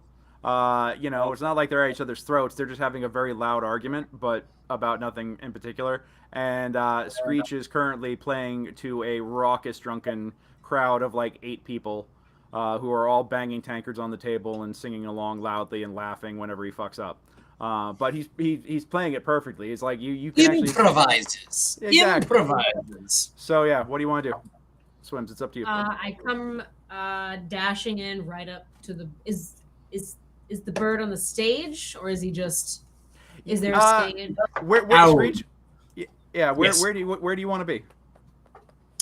I tend to flit about if it isn't well lit. I like to the large main beam. I like to kind of strut while I play.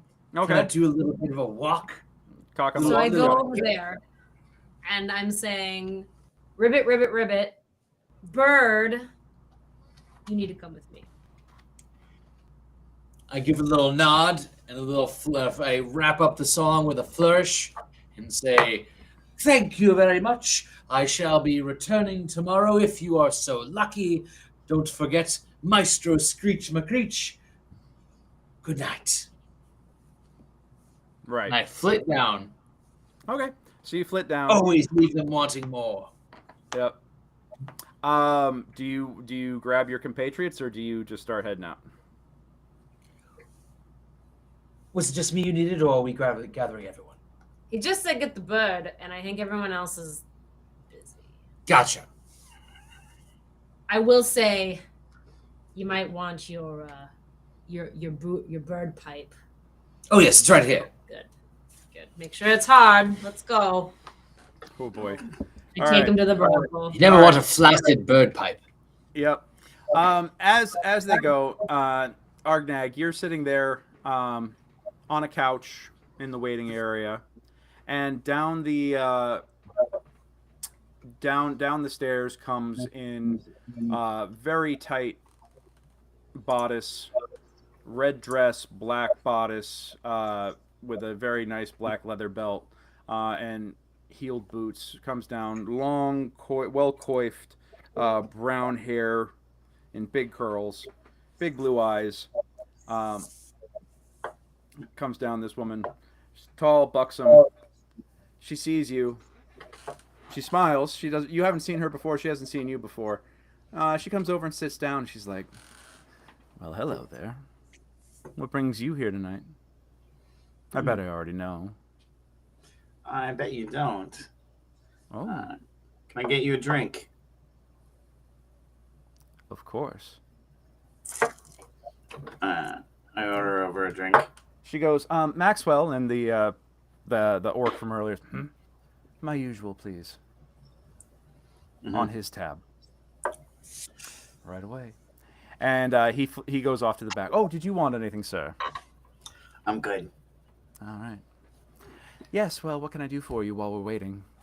I hear you got a regular that I'm here to ask you a couple of questions about. Oh, well, a woman doesn't kiss and tell. I understand that, but maybe you tell a little bit. Maybe, but that could be bad for business if that gets out. It won't get out. What do I get in return? You get no trouble, and you get a nice drink. Just for information. Just for information.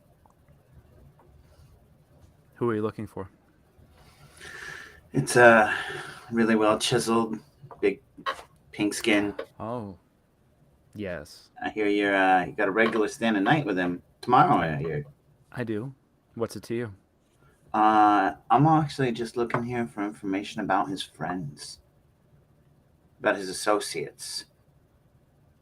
Oh, he comes here alone. Yeah, I know, but people come here alone, but you pay for all the extras, and sometimes they like to have a little chat afterwards or during. And definitely not during, but not if you're doing it right. Okay. Trying to scrub my mind to that.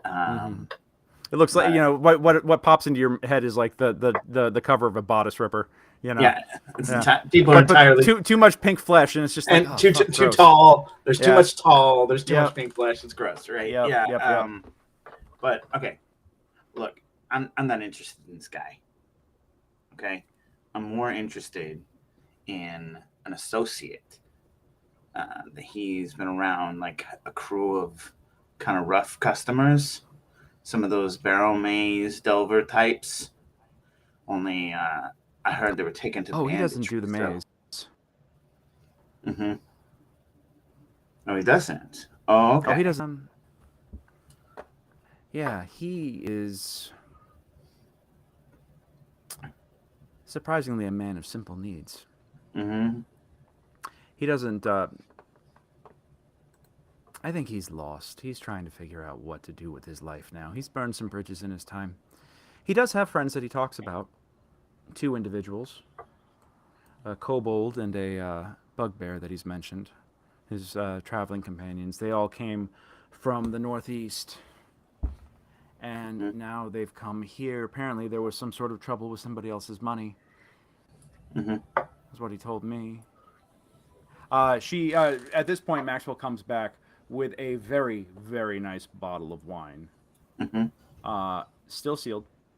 Yeah. And he pops the cork and pours a glass for her.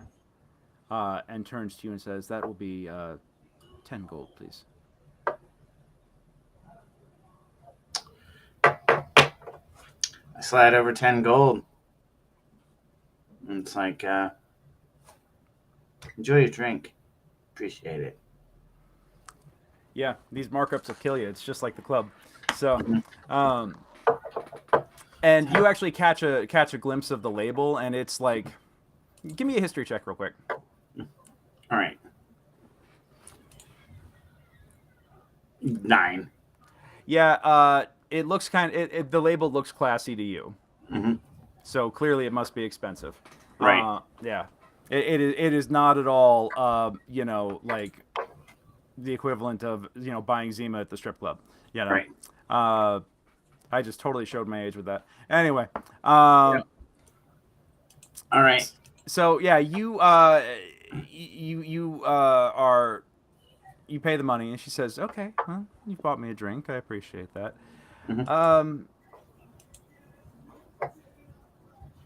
He's got friends. The kobold and the bugbear. Yes. Thank you. They're planning their next move. Well, thank you. That's all the information that I needed. Have a nice evening. You sure you don't want to stick around? Oh, I'm sure. You're a little tall for my taste, but you have a wonderful evening. Well, we've got a few shorter ladies. Oh, Pally and I are old friends. Excuse me. Oh. Well, I'll let you go then. All right. I'm going to head out the door and hopefully encounter them in the street. Yeah, as you're going, Perny, waves you off, and actually, Brock and Esco, give me perception checks real quick. And you do run into Swims and Screech out in the street. Yeah, you both are so friggin' tied up in your argument. Yeah. Cool. So yeah, you run into Screech and Swims out in the alleyway between the early grave and the foul pheasant. Yeah. All right, Screech.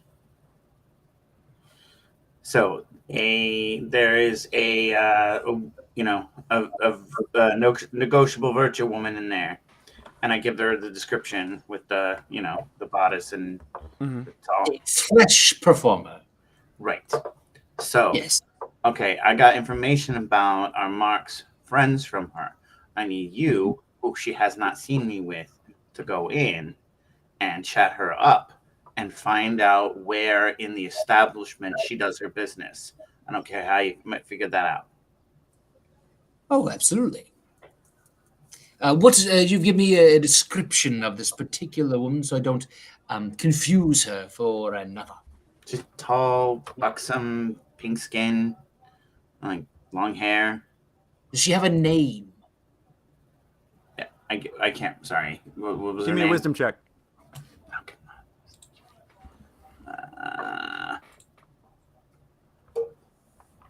No.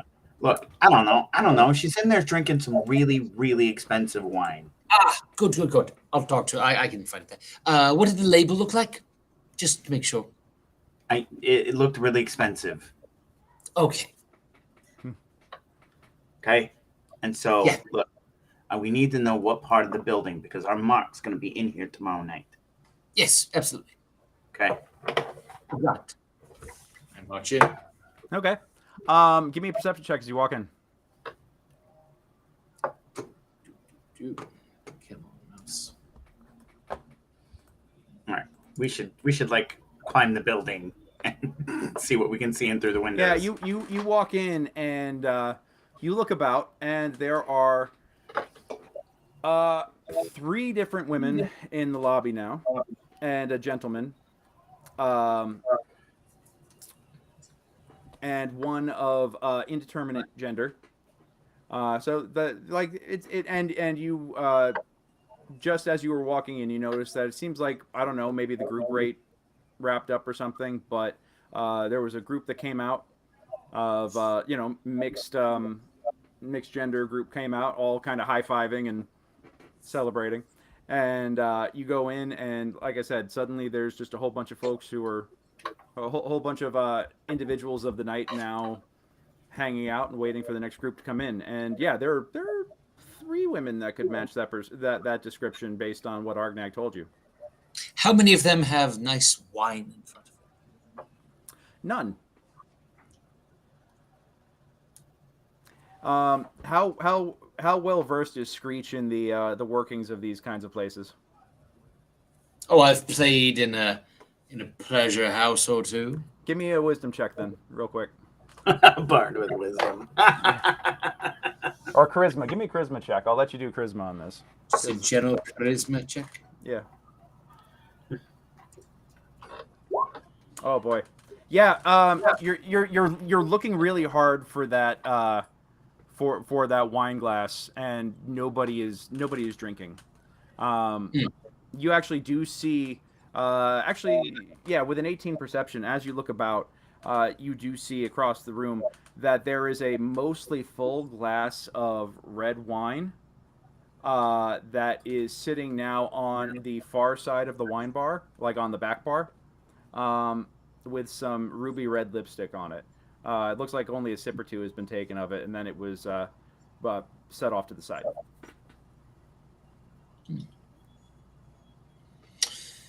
All right. I'm going to. So there are 3. So there are 3 ladies 3 buxom, tall, pale-skinned. I mean, one of them is one of them is tall, straight black hair, piercing green eyes, a wicked smile. Very coy. She's in a tight black dress, very form-fitting, and just has these ruby red lips. But actually, no, bright red, not ruby red, bright red lips. There is the red dress, black bodice, with the high-heeled boots, curly hair, blue eyes, and then there is a tall blonde. Does she also have red lips? She does.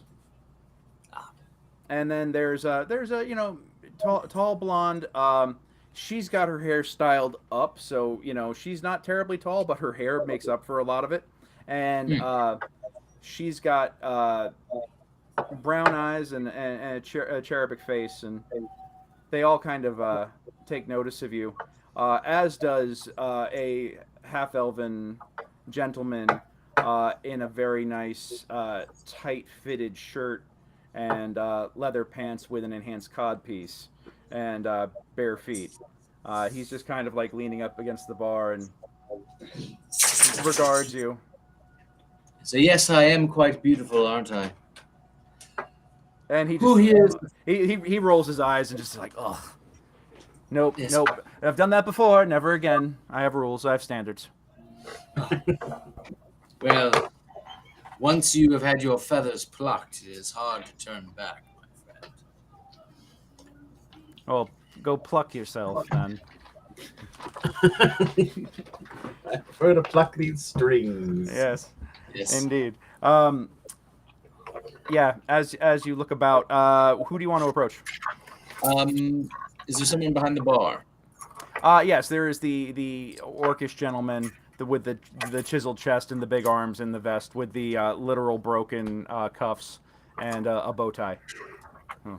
Oh, what is it? Hello. Hello. He doesn't have any lipstick on, right? No. If he does, it would be a very, very interesting shade of green, but you can tell he's wearing guy liner. I couldn't help notice that there's a glass of wine there that is missing its drinker, and I think it's a tragedy. I would like to reunite that glass with its owner. I've written a song about this before. Buddy, pal, Yes. Yes. you're new around here, aren't you? I'm a traveler of the world. But is it your first time inside of a place like this? No. Okay, then, really? All right, then. Okay, let me tell you how it works here. We come over. The girl gets the guy to buy them a drink. They take about a sip or two, and the minute the guy leaves, they put the drink away because they don't want to get shit-faced on the job. Okay? And it's crap wine anyway. So, trust me, she doesn't want the drink back. It's a scam. But you didn't hear that from me. Well, she is a crafty one. Which Oh, one no, was that's that? that's just standard policy around here. They all do it. But if you're asking, it was the brunette over there. She might be your type.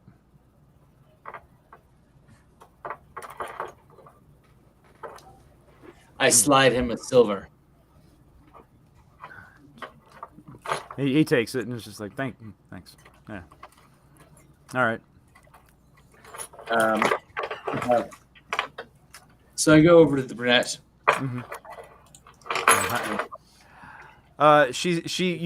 Give me an insight check real fast.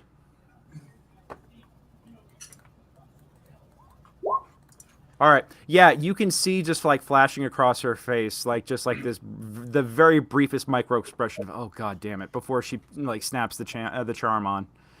Well, hello there. Hello. Did you leave your wine at the bar? Oh no, that was somebody else's. I don't know. What can I do for you here, friend? You looking for some companionship? Insight check of 19 as to whether she's lying or not. Oh, she's 100% lying, but it's So it is her. yeah. Okay. Yeah. Yeah. My mistake. You may have heard of me. I am a bard of some small fame. Screech McCreech.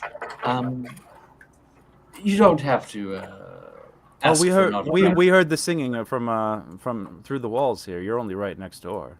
Sounds like quite the party. Do you want to party here, Rockstar? Well, if we might speak about this in private, I am writing a little song, and I feel like it needs the authentic insight of an artist such as yourself. 20 gold for the hour, and you can have Oh, whatever you need. 20 gold for a little chat. Oh no! I'm not speaking about stooping. I actually mean a chat. See, I have all my She's songs. puzzled as all hell now. She's like, God damn it, what is it with people tonight? Tell you what. I need. Come here. I don't like people to know that I haven't been in many brothels. Are you And asking I to was- watch? No. I just want to see. I mean, I've got a closet up there. I can. I have a client that likes it. That enjoys being watched. We Would could you mind work- showing me this closet to make sure that I can fit in it comfortably? Yeah, sure. I'll take you up there. Yeah. So she runs you upstairs and she kind of grabs your wing and runs you up the stairs and tunka, and she's jiggling all the way as you go up, and she takes down third door on the left. She opens up the door. Inside, it's a small bedroom, probably about 15 by 15 tops. There's a 4-post bed in the center. The headboard is auspiciously pulled away from the wall by about a good 6 inches or so, and there is a standing large closet off in one corner, a dresser with a mirror, and then she's you might be a little big for the closet here, but this is I'm a small sized creature. Oh, you're a small sized creature. Oh, fantastic. Yes. Why did I think you were medium? Oh, well then you'll fit I think you could fit right in there, my friend. Ah. You just have to be I really do like quiet. making. Oh, absolutely. Unless they like music or different No. sorts of stuff. I can speak several languages too. So. Well, you know, sometimes we have we can accommodate all sorts of fetishes, including those who like to watch. Sometimes One even sort without of the other art subject's or notice. another. Yeah. I support any artist, and you are an artist. When would you next need a watcher? Well, tomorrow night is pretty vanilla. Okay. I think this Sunday afternoon, just after church. All right. Well, I'll get back in touch with you. But what was your name? My name's Annika. Annika. Screech McCreech. Until we meet again, enchanté. And I give her a little kiss on her. I give her Little peck on her. Yeah. on her hand. Okay. Okay. Cool. Let's go on ahead and take our break there.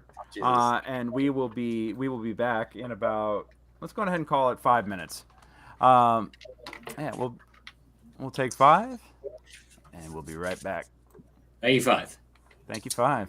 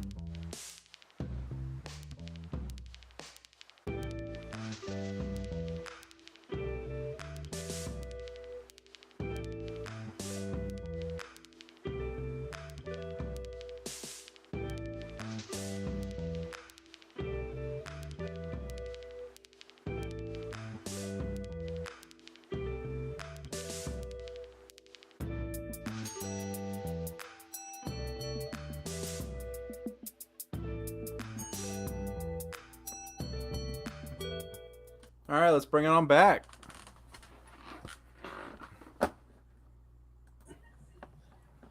All right, guys. So what's the plan? You put a coked up bear in the closet.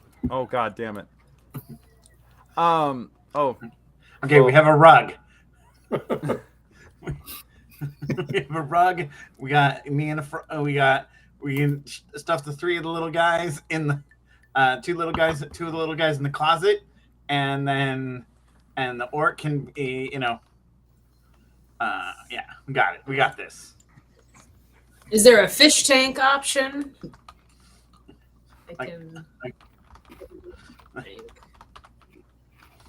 If we, well, I was going the to map hide is- elsewhere in the room. Yeah, If you oh don't yeah. see- Well, Escobar can't be at the brothel. Not after last time. I didn't think it was that bad. You don't even remember it. It was That's last why I don't think it was that bad. If it was bad, I would have remembered it.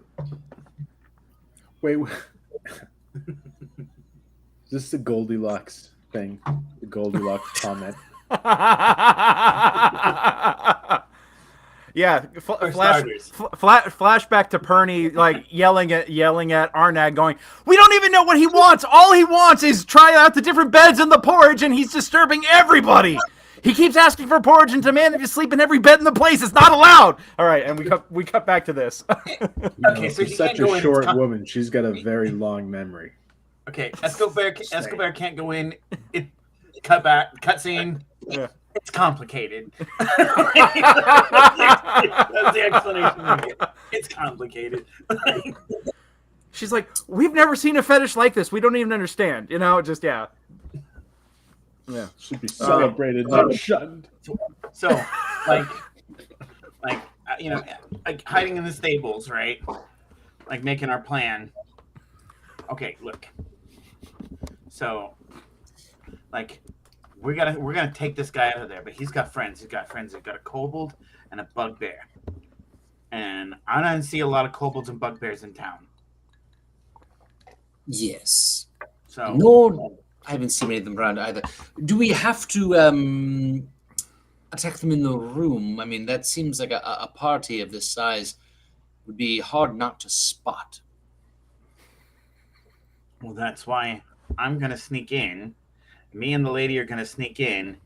All right, and we're gonna get you in there. We're gonna figure out how to get you in there. I'm gonna get you and her in the closet, and hopefully you don't touch each other. And Yes. then I'm gonna sneak in. I'm gonna hide under the bed. We're gonna come out of there, and as soon as we start getting trouble, Nate, like you're gonna have to. Sorry, we're gonna grab him. Sorry, Screech, you're confusing shit. All right, I need you to like when it's time to grab the guy. I need you to get the whole thing in song, and we're gonna get this guy. And we're gonna drag him out. Okay. Okay. Is there a what DM Gregory? Yes. What floor was the bedroom in, and were there Second any floor. large windows? Is there any? No large windows, but there was a standard size window looking out into the alleyway, and it did have a red lantern hanging in it. That was currently on. So We can always perhaps toss him out the window if we need to. I can also fly in and out of said window. Great. But we need you downstairs making making a distraction. Yes. Is this And- happening now, or are we planning for tomorrow? We're planning. Or for is it tomorrow? And I lost some time again. yeah, We still have some time, Escobar.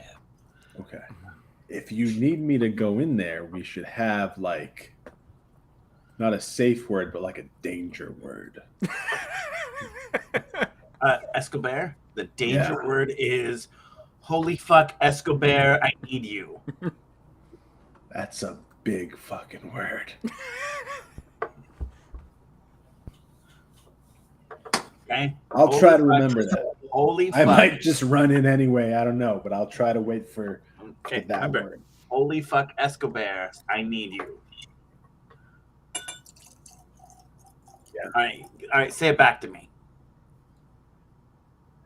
Holy fuck, Escobar! Broccoli, fuck Not you, Escobar. Escobar. Yeah. Say it back to me. Holy stumble fucking broccoli bear, get in here and kill people. Got it. Yeah, close enough. Good. Okay. Good enough. Lips, the Alright. teeth, the tip of the tongue. Nailed it. All right. Great. So, and Brock, stumble fuck. Okay. So It's not my name. Why do you keep on saying that? what? What? That's your name, right? Brock Stumble. You can drink wine downstairs, perhaps, or water, or something. You know, just chat. Be awkward. While I be fabulous. You can hold my sheet music. Okay. Can you guys? What kind of Okay. magical shit can you do? What kind of things do you need to be done? Because I can. We can't make water. Can you do the Yeah, thing we I can can't like? make water, but I can turn on lights. Can you do the thing where you make like words appear in my head? Because Yes. we had this shaman guy who could like make words appear in your head, and it was all big. You know, he could like run the entire clan from just that little thing. Technically, yes, but not today. Right. But it's for tomorrow. Yes. Okay. So if you can make words appear in our head, like then you can be our spotter in the room below with the bird. And when the guy goes in and he's ready to go out, you can. Yeah. Well, is an owl not a bird? Be specific, like in music. A C is not a D. I am an owl. Ribbit. Yeah. Screech, can you fly? Yes. Me too.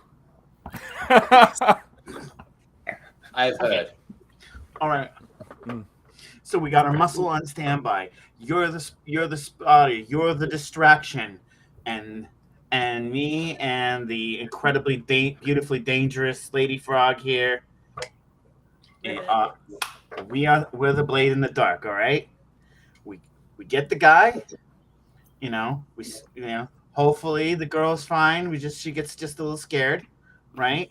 And then out the window he goes. All right. Sounds excellent. Okay. Great. Fantastic. And then Throwing him Bob's out your the uncle. window. Uh-huh. We're throwing him out the window. We're not killing him in the room. No. Big, like, You want to throw him out the window? Do you want me to catch him with my mouth? If you do Yes. throw him out the window, I can make him fall gently to the ground. he doesn't need to fall gently. Make him fall hard. Yeah. Brilliant plan. Nothing can go wrong. Shall we get a nap in before we set about it? Sounds great. All right. I like dig into under the straw in the corner of the stable. Okay. Cool. Awesome. So yeah, you guys call it a night. Take a long rest. So let me get this straight. The plan is for Brock and Screech to be in the lobby of the brothel, playing some music and just basically waiting for your target to show up, and then they will notify the assassin team, who is Argneg and Swims, hanging out in the closet trying not to touch each other. Yes. And then Escobar is hanging out in the alleyway waiting to receive the package and deliver probably the death blow. Yeah. Okay. Though I believe Argneg is under the bed. Argnag is under the bed, and Swimsole is... Swims, where are you going to be? In the closet. I'm in the closet. Got it. All right. And is your plan to just, like, jump in and, like, grab him when... I mean, I shouldn't grab him unless he's wearing clothes. Otherwise, I think. Anton, did you share the conditions with which the target is to be rendered? Oh yeah, no. Like this is a cold. We're bringing this guy in dead.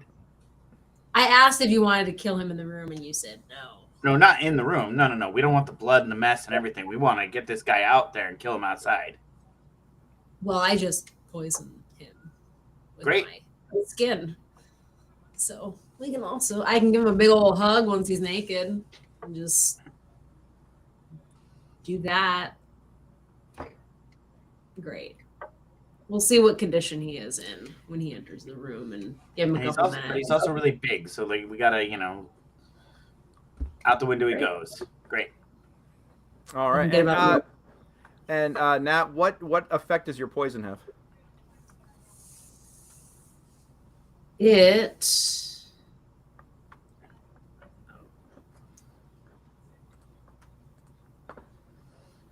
Poisonous skin. Target must succeed on a DC 12 Constitution saving throw or take 2d4 poison damage. Damn. Okay. In grappling, but you can also apply that to a Weapons. piercing weapon at will. Okay. But I don't think they get poisoned if it's not the grapple. It's the grappling, yeah. Yeah, you should be able to do it.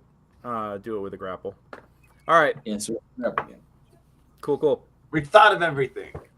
Got Nothing it. can go wrong. You just pierce them with different. Yeah, gotcha. All right. So, cool. Next morning, you now from what I understand, the only thing you have to do is convince Perny and Annika to let the both of you hide in the room. I mean, I was just figuring we're gonna stealth the hell in, because we're stealthy as fuck. I think we could do that. Okay. I'm expected anyway. So I was planning on going early for my date Mm-hmm. and then stealthily heading up. Got it. Okay. I mean, they're expecting to see me there anyway. Cool. And then Brock, you and Screech are going to go over and offer your services to entertain in the in the foyer. Is that correct? Yes. Okay. All right. Cool. So the next morning comes. Do you want to do any other preparation or anything like that? I show Escobar in the wee hours of the morning. I show Escobar which window he's supposed to be hanging out under after we sneak in. Okay. Got it. I make him repeat to me like 15 times. And instead of morning coffee, I soak myself in a large pitcher of water. Copy that. Cool. Alrighty. In that case, anybody else want to do anything else? gonna blow some cocaine. I mean, naturally, that's to be expected, I suppose. Give me a Constitution save.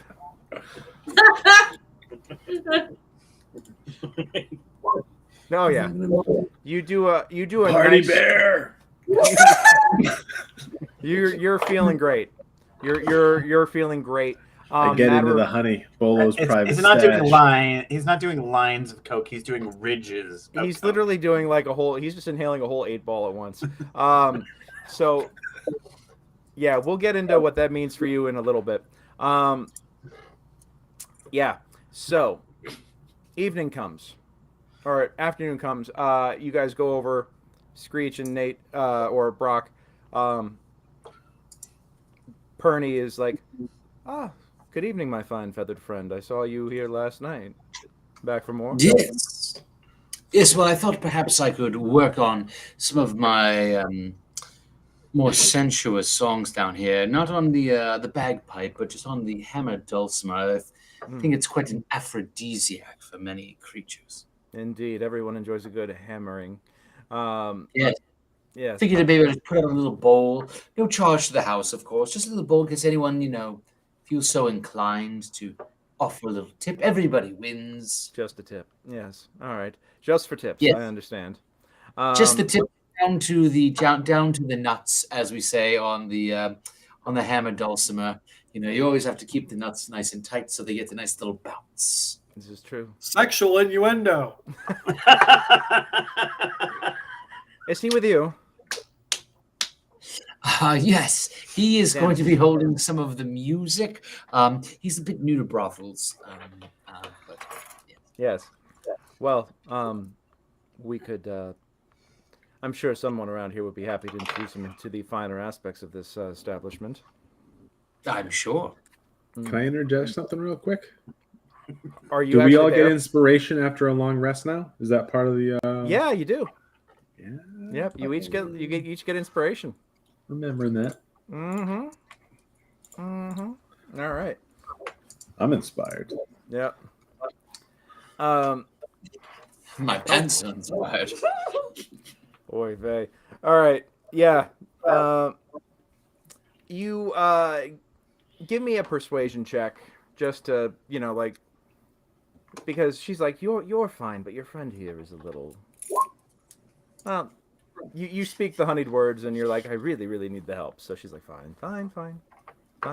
Just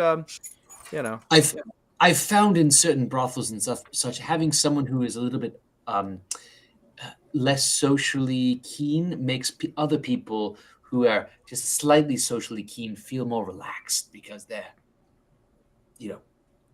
a bit more in tune. Yeah, confidence is always key. It is true. It does enhance the game. Well, just tell him not to interfere with anybody else's business, and I'm sure it'll be fine. Just stick to the pages. Yes. All right. Sticky pages. All right. So yeah, you guys post up and start playing some smooth jazz. Some you get the smooth. Start hammering. Yeah. You start hammering away on that dulcimer, and it's There's very some music by a guy called Kenny G. Yeah, soft and sensuous. All right, Swims, Argnag, what are you guys doing? All right, I'm going to use my inspiration to stealth in an advantage. Okay. Before Argnag does, Escobar goes up to him and puts a claw on his back and says, "It's game time." And I cast guidance on Argnag. Ooh. How the hell do you have guidance? Hardling feature.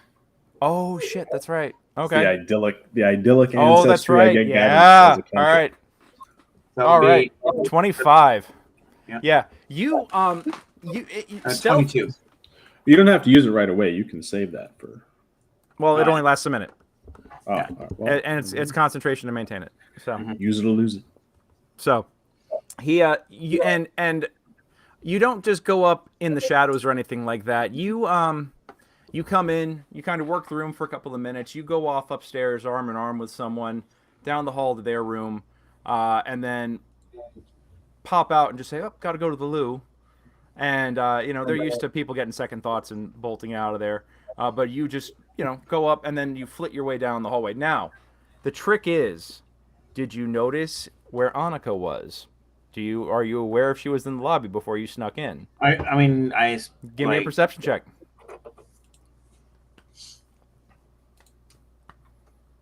Oh God, no.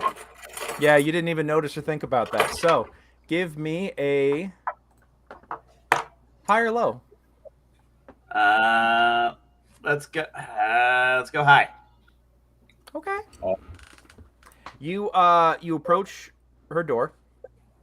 Mhm. What do you do? I'm going to very slightly see if the door is locked or unlocked. The door is not locked. Okay. I am going to look into the keyhole.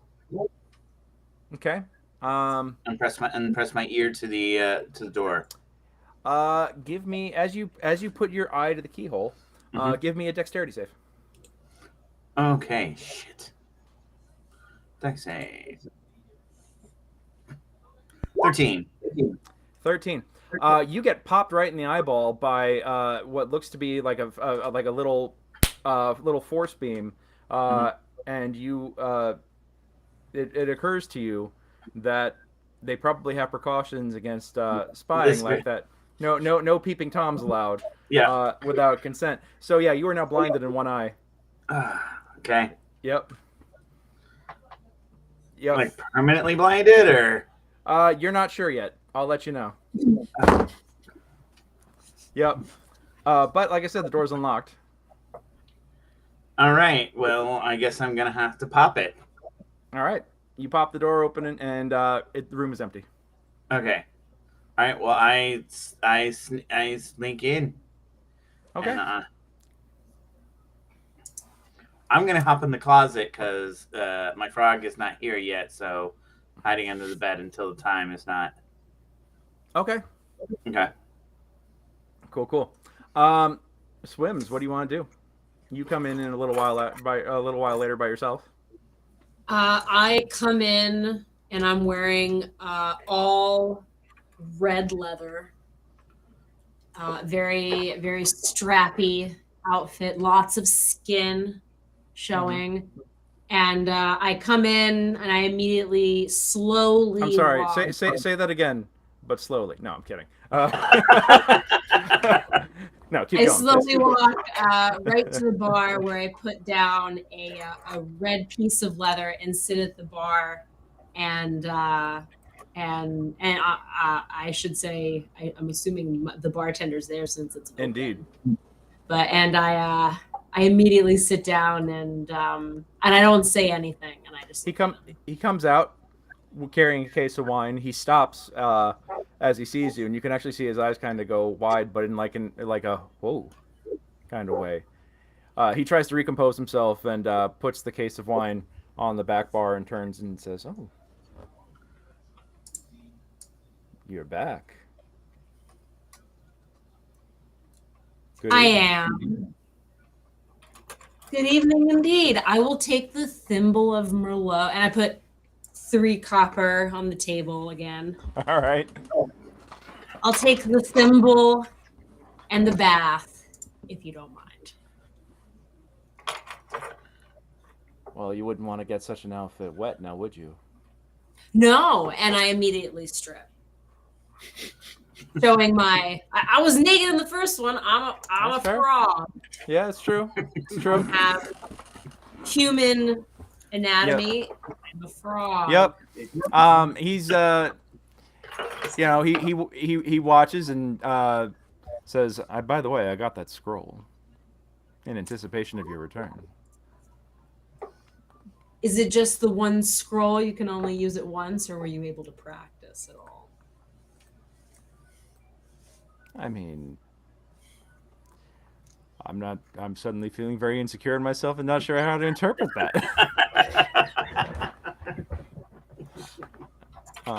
Good to know. Again, I'll take the thimble in the bath. All right. So he goes and gets you the thimble in the bath, and you set up the bath on the bar. And Perny comes out, and she's like, "What is going on?" And Maxwell's like, I got it. It's okay. You know. I'm a paying customer. Well, yeah. He kind of smiles and is just like, "Oh. So, are you just here to have a drink and enjoy my company, or is there anything else I could do for you?" I may have a few ulterior motives, as they say. First question. Okay. First motive, if you will. Is that Yvonne fellow? Has he been in yet tonight? My friend. Oh, that's right. You have a friend. Just a What? friend, not romantic. High or low? So high. Okay. He turns and says, "Well, your friend is coming in the door right now. As a matter of fact, so I leave you to it." Oh, great. Cool. And as a matter of fact, you turn and you see this gentleman with cutting a very, very trim figure and traveling in simple leather armor, not very ornate but very form fitting. You could see just like you could just see like the outline of somehow even under leather armor you could see like the outline of washboard abs and the chiseled chin, the piercing eyes, this is one handsome looking gentleman. And as you turn and see, Annika gets up from her couch and immediately goes over to him going, "Oh, hey, it's so good to see you." And you see them making small talk and immediately they head upstairs. I thought, and Maxwell kind of sees them and says, "I thought he was here for." Oh no. We're just friends. We're meeting afterwards for a cup of coffee, like espresso, and then we're gonna come back.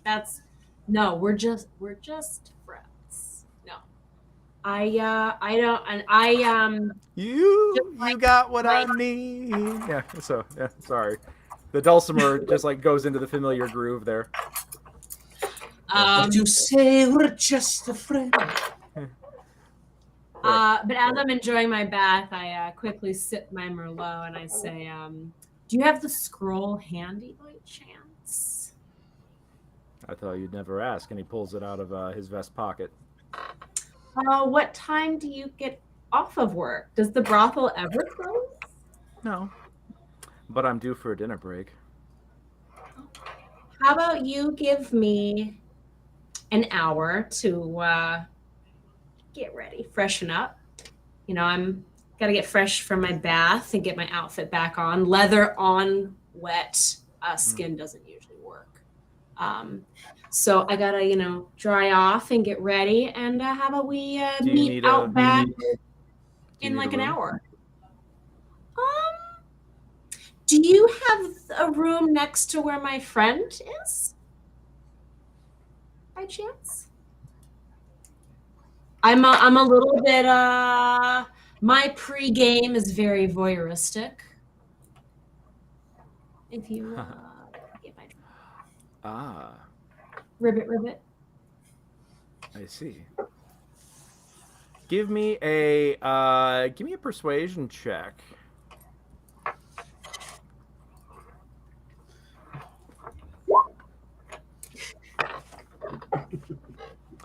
Yeah, well, I actually have a quarters down here on this floor, and it's not technically a working room. I was gonna thought we'd go back there and have another thimble full of wine, and I could wash your back. But again, the freshening up aspect you could freshen is up. that it's a solo pregame, self-care. So if I let you in, You know what? rooms, I can figure it out.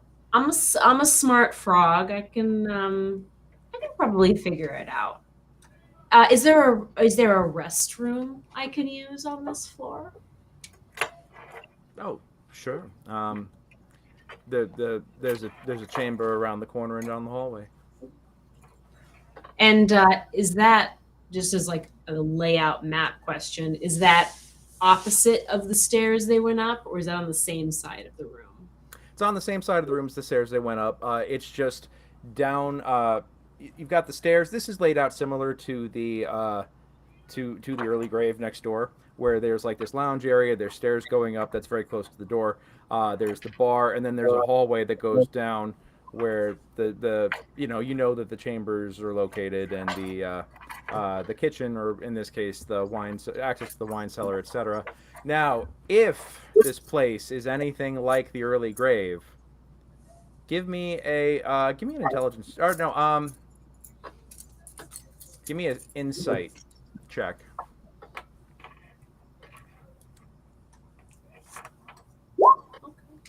Yeah, with a 15. Nice, by the way, with a +0 modifier. If this place is anything laid out like the early grave, there probably is a back staircase by the bathroom that goes upstairs. Yeah. So how about we meet out back in an hour, and maybe we'll take a little walk down somewhere wet. I'm always no, don't threaten me with a good time. He nods and smiles and says, "I'll see you in an hour." Okay. Have that scroll ready, honey. Okay. And then I run to the bathroom.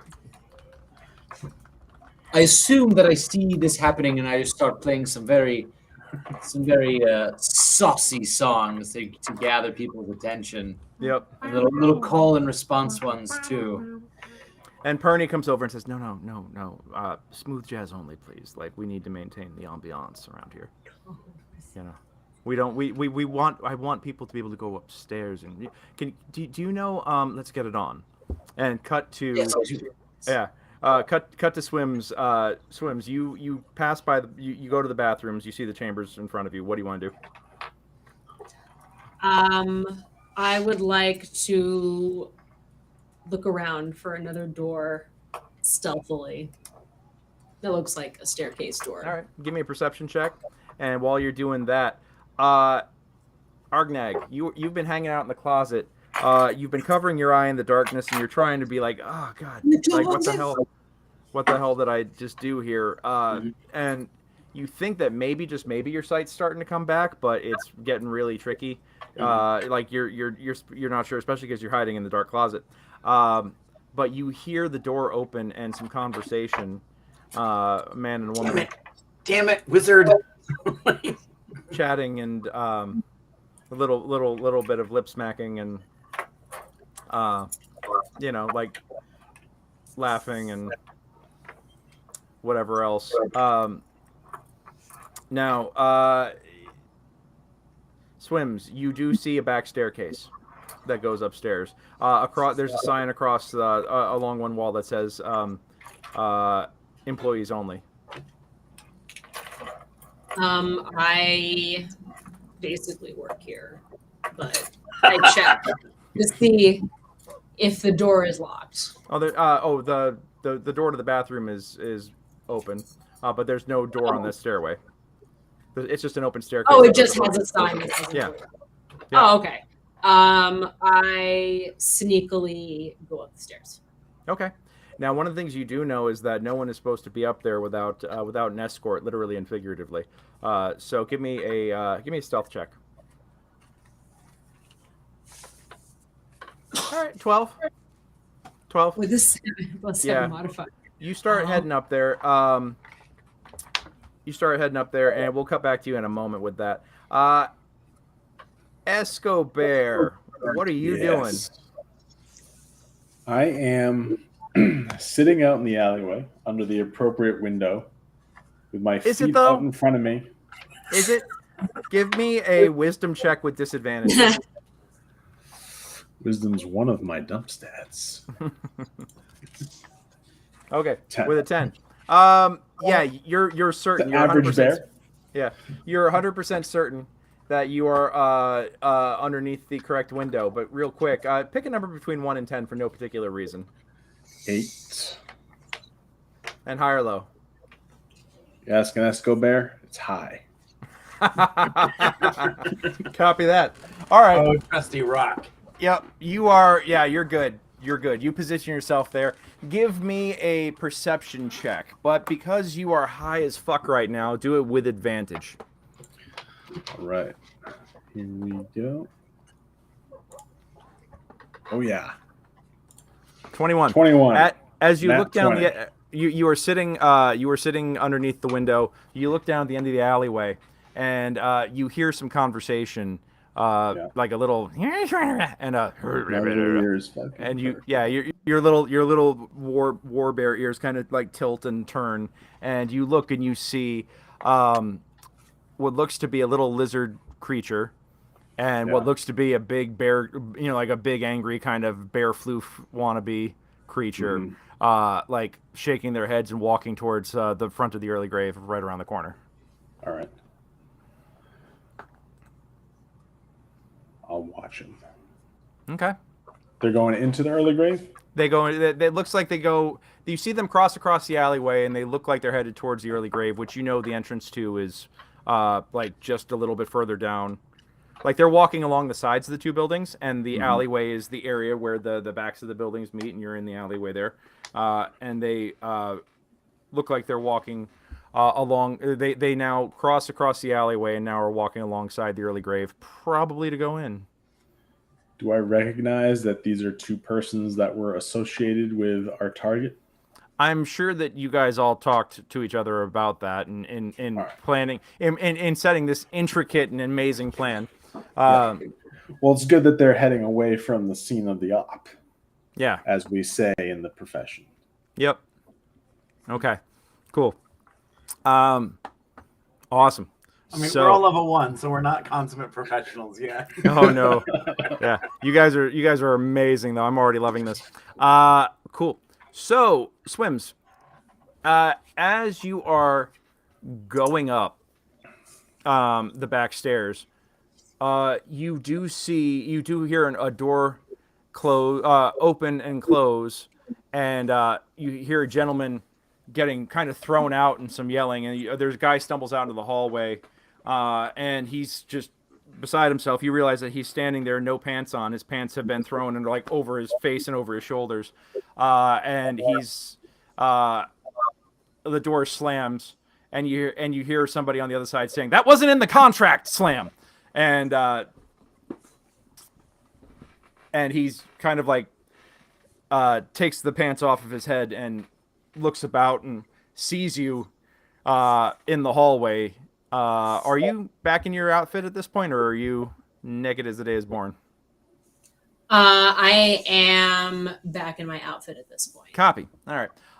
He kind of blushes and stops and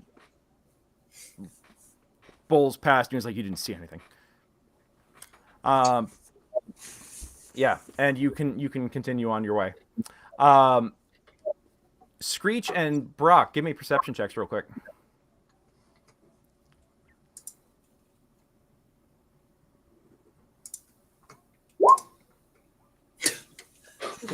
Oh boy. You guys are really, really into the music. And did you know there's naked people here? Well, I will say this. You guys are... Screech, you can't miss this. But as you're standing there, singing along, and you've got some nice smooth jazz going, Brock is very much lost in the music and just kind of watching along. But you notice as 4 heavily armed individuals come in the front door and walk in. They're all looking about the room. They have tabards on and an emblem on their chest. And they all kind of like take up posts. And the front guys kind of nod to the back guys. The bad guys, or the back guys, kind of like look out the door and nod after assessing the room for a moment. And in comes someone who looks to be very, very important. Tall, broad-shouldered, full head of hair. The guy just has like evil eyes as you see him. He just comes in looking like he's this looks like trouble. Give me a history check. Very, very low DC.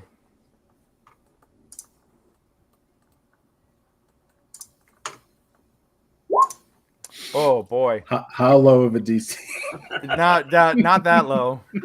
Not that low. Holy shit, guys. Oh my god. Yeah. Do you want me to look? Do Yeah. I see him? No. Screech is the only one who noticed him. You already fucked up your roll. So Screech, You critically failed. you don't know who this is, but everything that your etiquette school and everything else has taught you tells you that this is a VVIP. Someone who comes rolling with at least 4 armed guards and an advance guard, with probably more guys outside. Yes. Yeah, this guy He has and- money. not just has money, has the swagger and presence of someone who feels incredibly entitled to be there. Reeks of nobility, but scummy nobility. And you look about the room, and even with your shitty perception, you look about the room and notice that nobody else is perturbed, and that this is something that the staff knows that this clearly happens from time to time, that this guy will come in. But yeah. Gotcha. Yeah. Yep. So, we'll go on ahead and cut over to Swims. Swims, what are you doing? Still walking up the stairs? No. Well, you're in the hallway now. But you're In the on. hallway. Yeah. I'm listening carefully and slowly walking. You know which room it is. Tell me which room. It's the third one on the left, but this is the opposite direction. Because Yeah. these are the other stairs on the other way. Yeah. So If you reorient yourself, yeah, you've got it kind of figured out, and you can hear, what's going on inside the room, and it sounds like right now it's still just conversation. okay. Yeah. Matter of fact, inside the room, Argnag, Mhm. you hear, some folks were in here asking about you last night. What? Yeah, some folks, some interesting people. They weren't terribly discreet about things, and they tipped like shit. So, yeah, they were asking about you, and they want to know about you and your proclivities. He kind of smiles, and you hear just like, what'd you tell them? Nothing. What'd you tell them, bitch? Nothing. I said, hey, back up, no. You And fucking open talk. goes that door. All right. You Roll don't for touch- initiative. You don't touch the girls. Yeah. Roll for initiative. Let's fucking go. Oh, you're fucking kidding me. Shit. Oh no.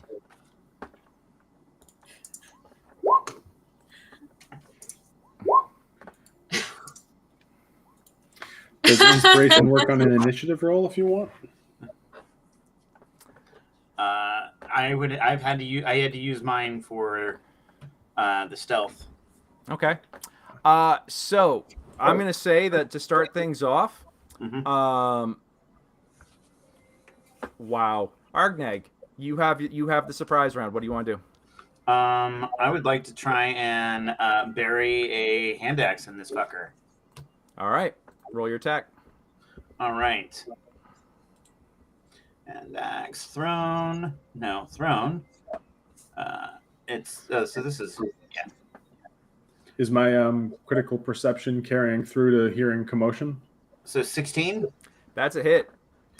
16 and yeah, I'm gonna say that. Well, the fight hasn't really started yet, Escobar, but we'll put you in the Once order. once it starts getting fun, I'm just curious Yeah. if I'll hear. Copy that.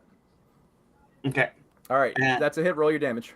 All right, and I'm using Savage Attacker Okay. and Favored Foe. So here's my Savage Attacker roll. Well, hold on. That was supposed to be 2 of them. Okay, roll it again. I'll take the 5. The 5. So that's a total of 6 damage. And then I get a D4.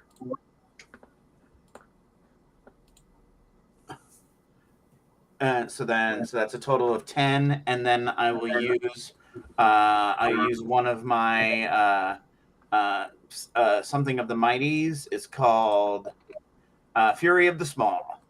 And so I get to add my proficiency bonus to the damage times equal to my proficiency bonus. So a total of 12. 12 Bam. points of damage. Bam.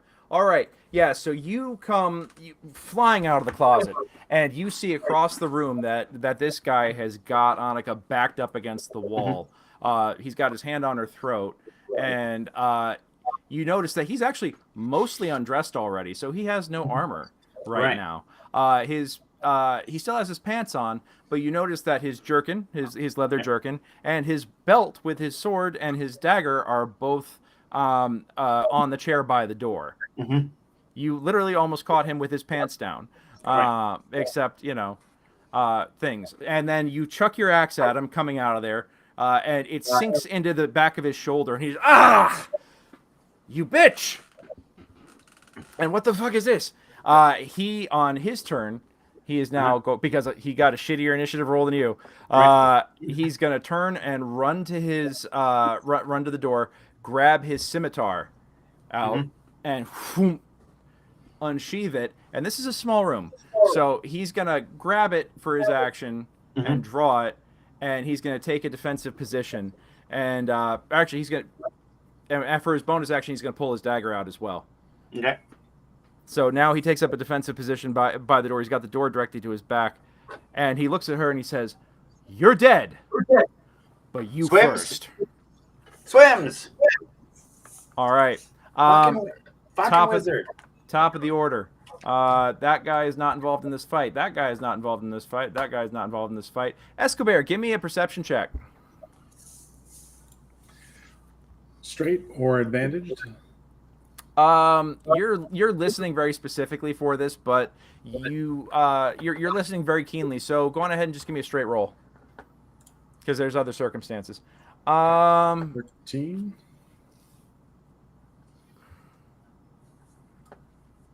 13. Okay, you don't hear anything yet, but you are listening very closely, and we'll get to what happens with you in a second. Swims, it is your action. What do you want to do? Well, obviously, I heard the danger word, and so I burst in, and I leap at his face. Okay. Give me high or low. High. As Door- high as there. The door opens in, and guess who's standing directly in front of it? Give me a strength check.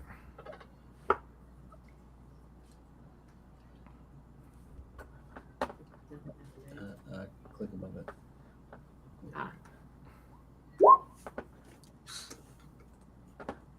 You know what? You actually rolled higher than my strength save, so you immediately come crashing through the door, knocking into him, knocking this guy forward 5 feet. And yeah, you go careening into him. Give me an attack roll. You do manage to get through the door, so give me an attack roll. So for the grappling? Yeah. And I'm going to say you get advantage on it because A, he's unaware of you, and B, you're getting him from behind. Are you, so for that, are you doing an unarmed strike or Unarmed strike if you want to grapple. Yeah. Is it with advantage or? Yeah, with advantage because you're doing it from behind and caught him by surprise. Ayo. Hey-o. Nope. 19. Well, that'll hit. And then look at the poison. I'm looking at it right now. Grapples are initiated by an unarmed strike. Unarmed strikes with strength against AC. On a hit, you can deal 1+ strength mod damage to shove an opponent 5 feet or knock them prone. No save. Or grapple them. No initial save as long as the target is no more than one size larger than you. Grapple DC is 8+ strength plus mod plus proficiency. So yeah, you hit him. Now, I'm going to say that you connect. He's half naked. Roll your poison damage. And do I get a saving throw against it? DC 12 Constitution saving. Okay, so is that save or suck, or is it? I mean, is it all or nothing, or is it halvesies? if I make it. I I think it looks like save or suck. 'Cause there's no Yeah. other. Must succeed on a DC 12 Constitution saving throw. Become poisoned for 1 minute. Okay. Now but he still takes the damage if you connect with it, right? Or Yes. No. So I don't know if that's is that a second. succeed. Is that a second? So the target must succeed on DC 12 Constitution saving throw or take 2d4 poison damage. So he succeeded. any creature that you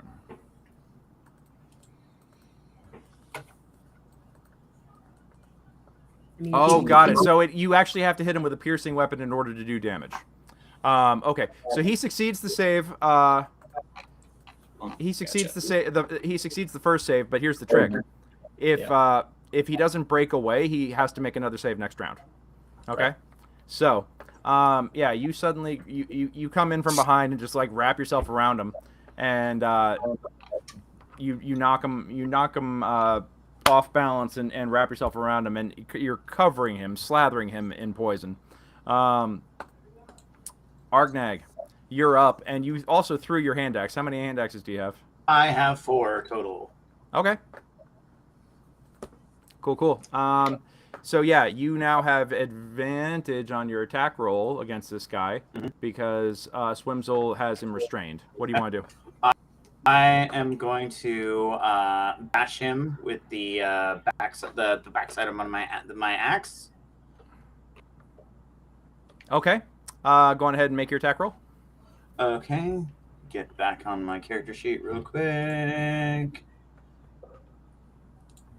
I was changing the picture. Okay, and so hand axe to hit.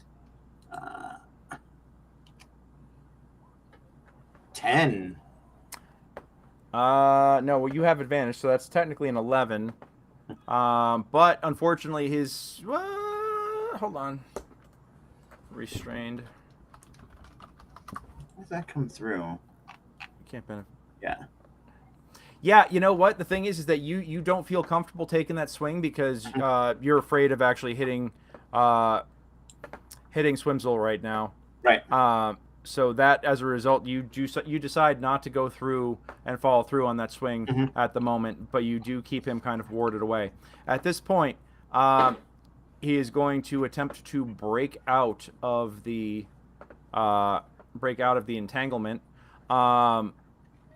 Nat, what is your strength modifier? And you got a 1 proficiency right now, right? Or is it 1 or 2? My strength modifier is 1, and then what was the second part of that? Proficiency is +2. Okay, so you get a 11, DC 11. He manages to throw you off quite easily, because dude's pretty powerful. It's the chisel dabs. He's got arms to match. He just goes poof, and suddenly you find yourself falling off of him, splaying backwards, and he immediately pulls has his scimitar out and swings it at Argnag. And does a 20 hit? A 20 does hit. For 5 points of slashing damage. Okay. All right. At this point, he slices across you, and you feel just like warm wetness splatter across the wall. Not the first time this room has seen this, but first time in a while that it's been blood. Not the first time it's been blood, but first time in a while it's been blood. And at that point, he immediately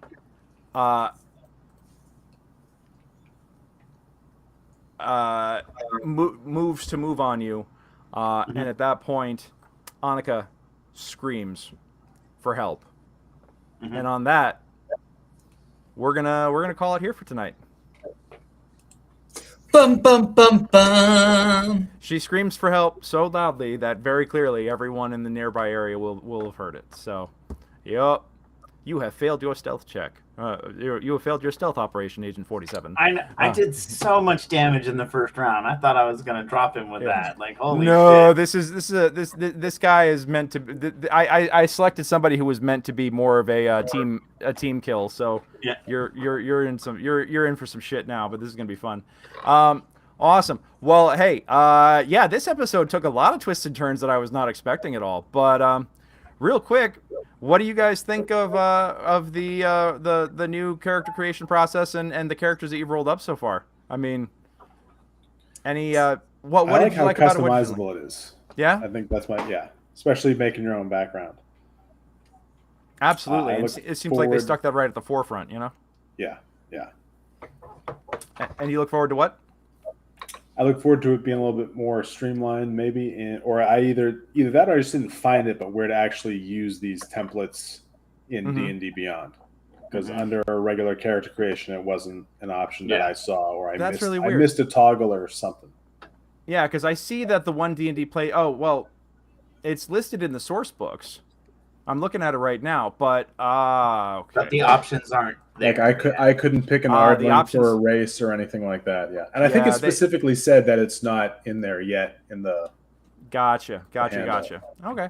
Well, still, I mean, using the existing system, it sounds like you guys were able to hack together stuff pretty easily. So that's awesome. And I like what you guys got going here. It feels the same but different, and I like it. So the grappling is simplified, and that I can tell right away is better. Yeah. Just for speed of it. Yeah. I mean, we're gonna have a bear coming up the side of a building and in through a window soon, so it's gonna be great. We'll see what I'm happens coming there. through the front door, and I got a plan for that armored entourage, and it's gonna be So awesome. fucked. Yeah. It's Gonna be create a awesome. barricade. Oh no! A Oh, barricade. That's it. Get out. Hey, you were supposed You're to done. let me know he was coming. Oh, by the way, when you said people talking in my mind, I totally agree with you because I have charm person. I can totally talk to you in your mind. Awesome. Oh god. All righty. Well, hey, that's it for tonight. So thank you so much for joining us for Secrets of the Barrowmaze. I have been DM Greg. You have been our audience, and this has been the Brute Squad with some new faces. Very, very excited to see where these guys go next week. We'll see if we can pull a TPK or, see if they can actually pull this little kidnapping operation off. This will be fun either way. But yeah, that's it for tonight. Thank you so much for joining us. We'll see you next week. And until then, roll them 20s. Good night, all.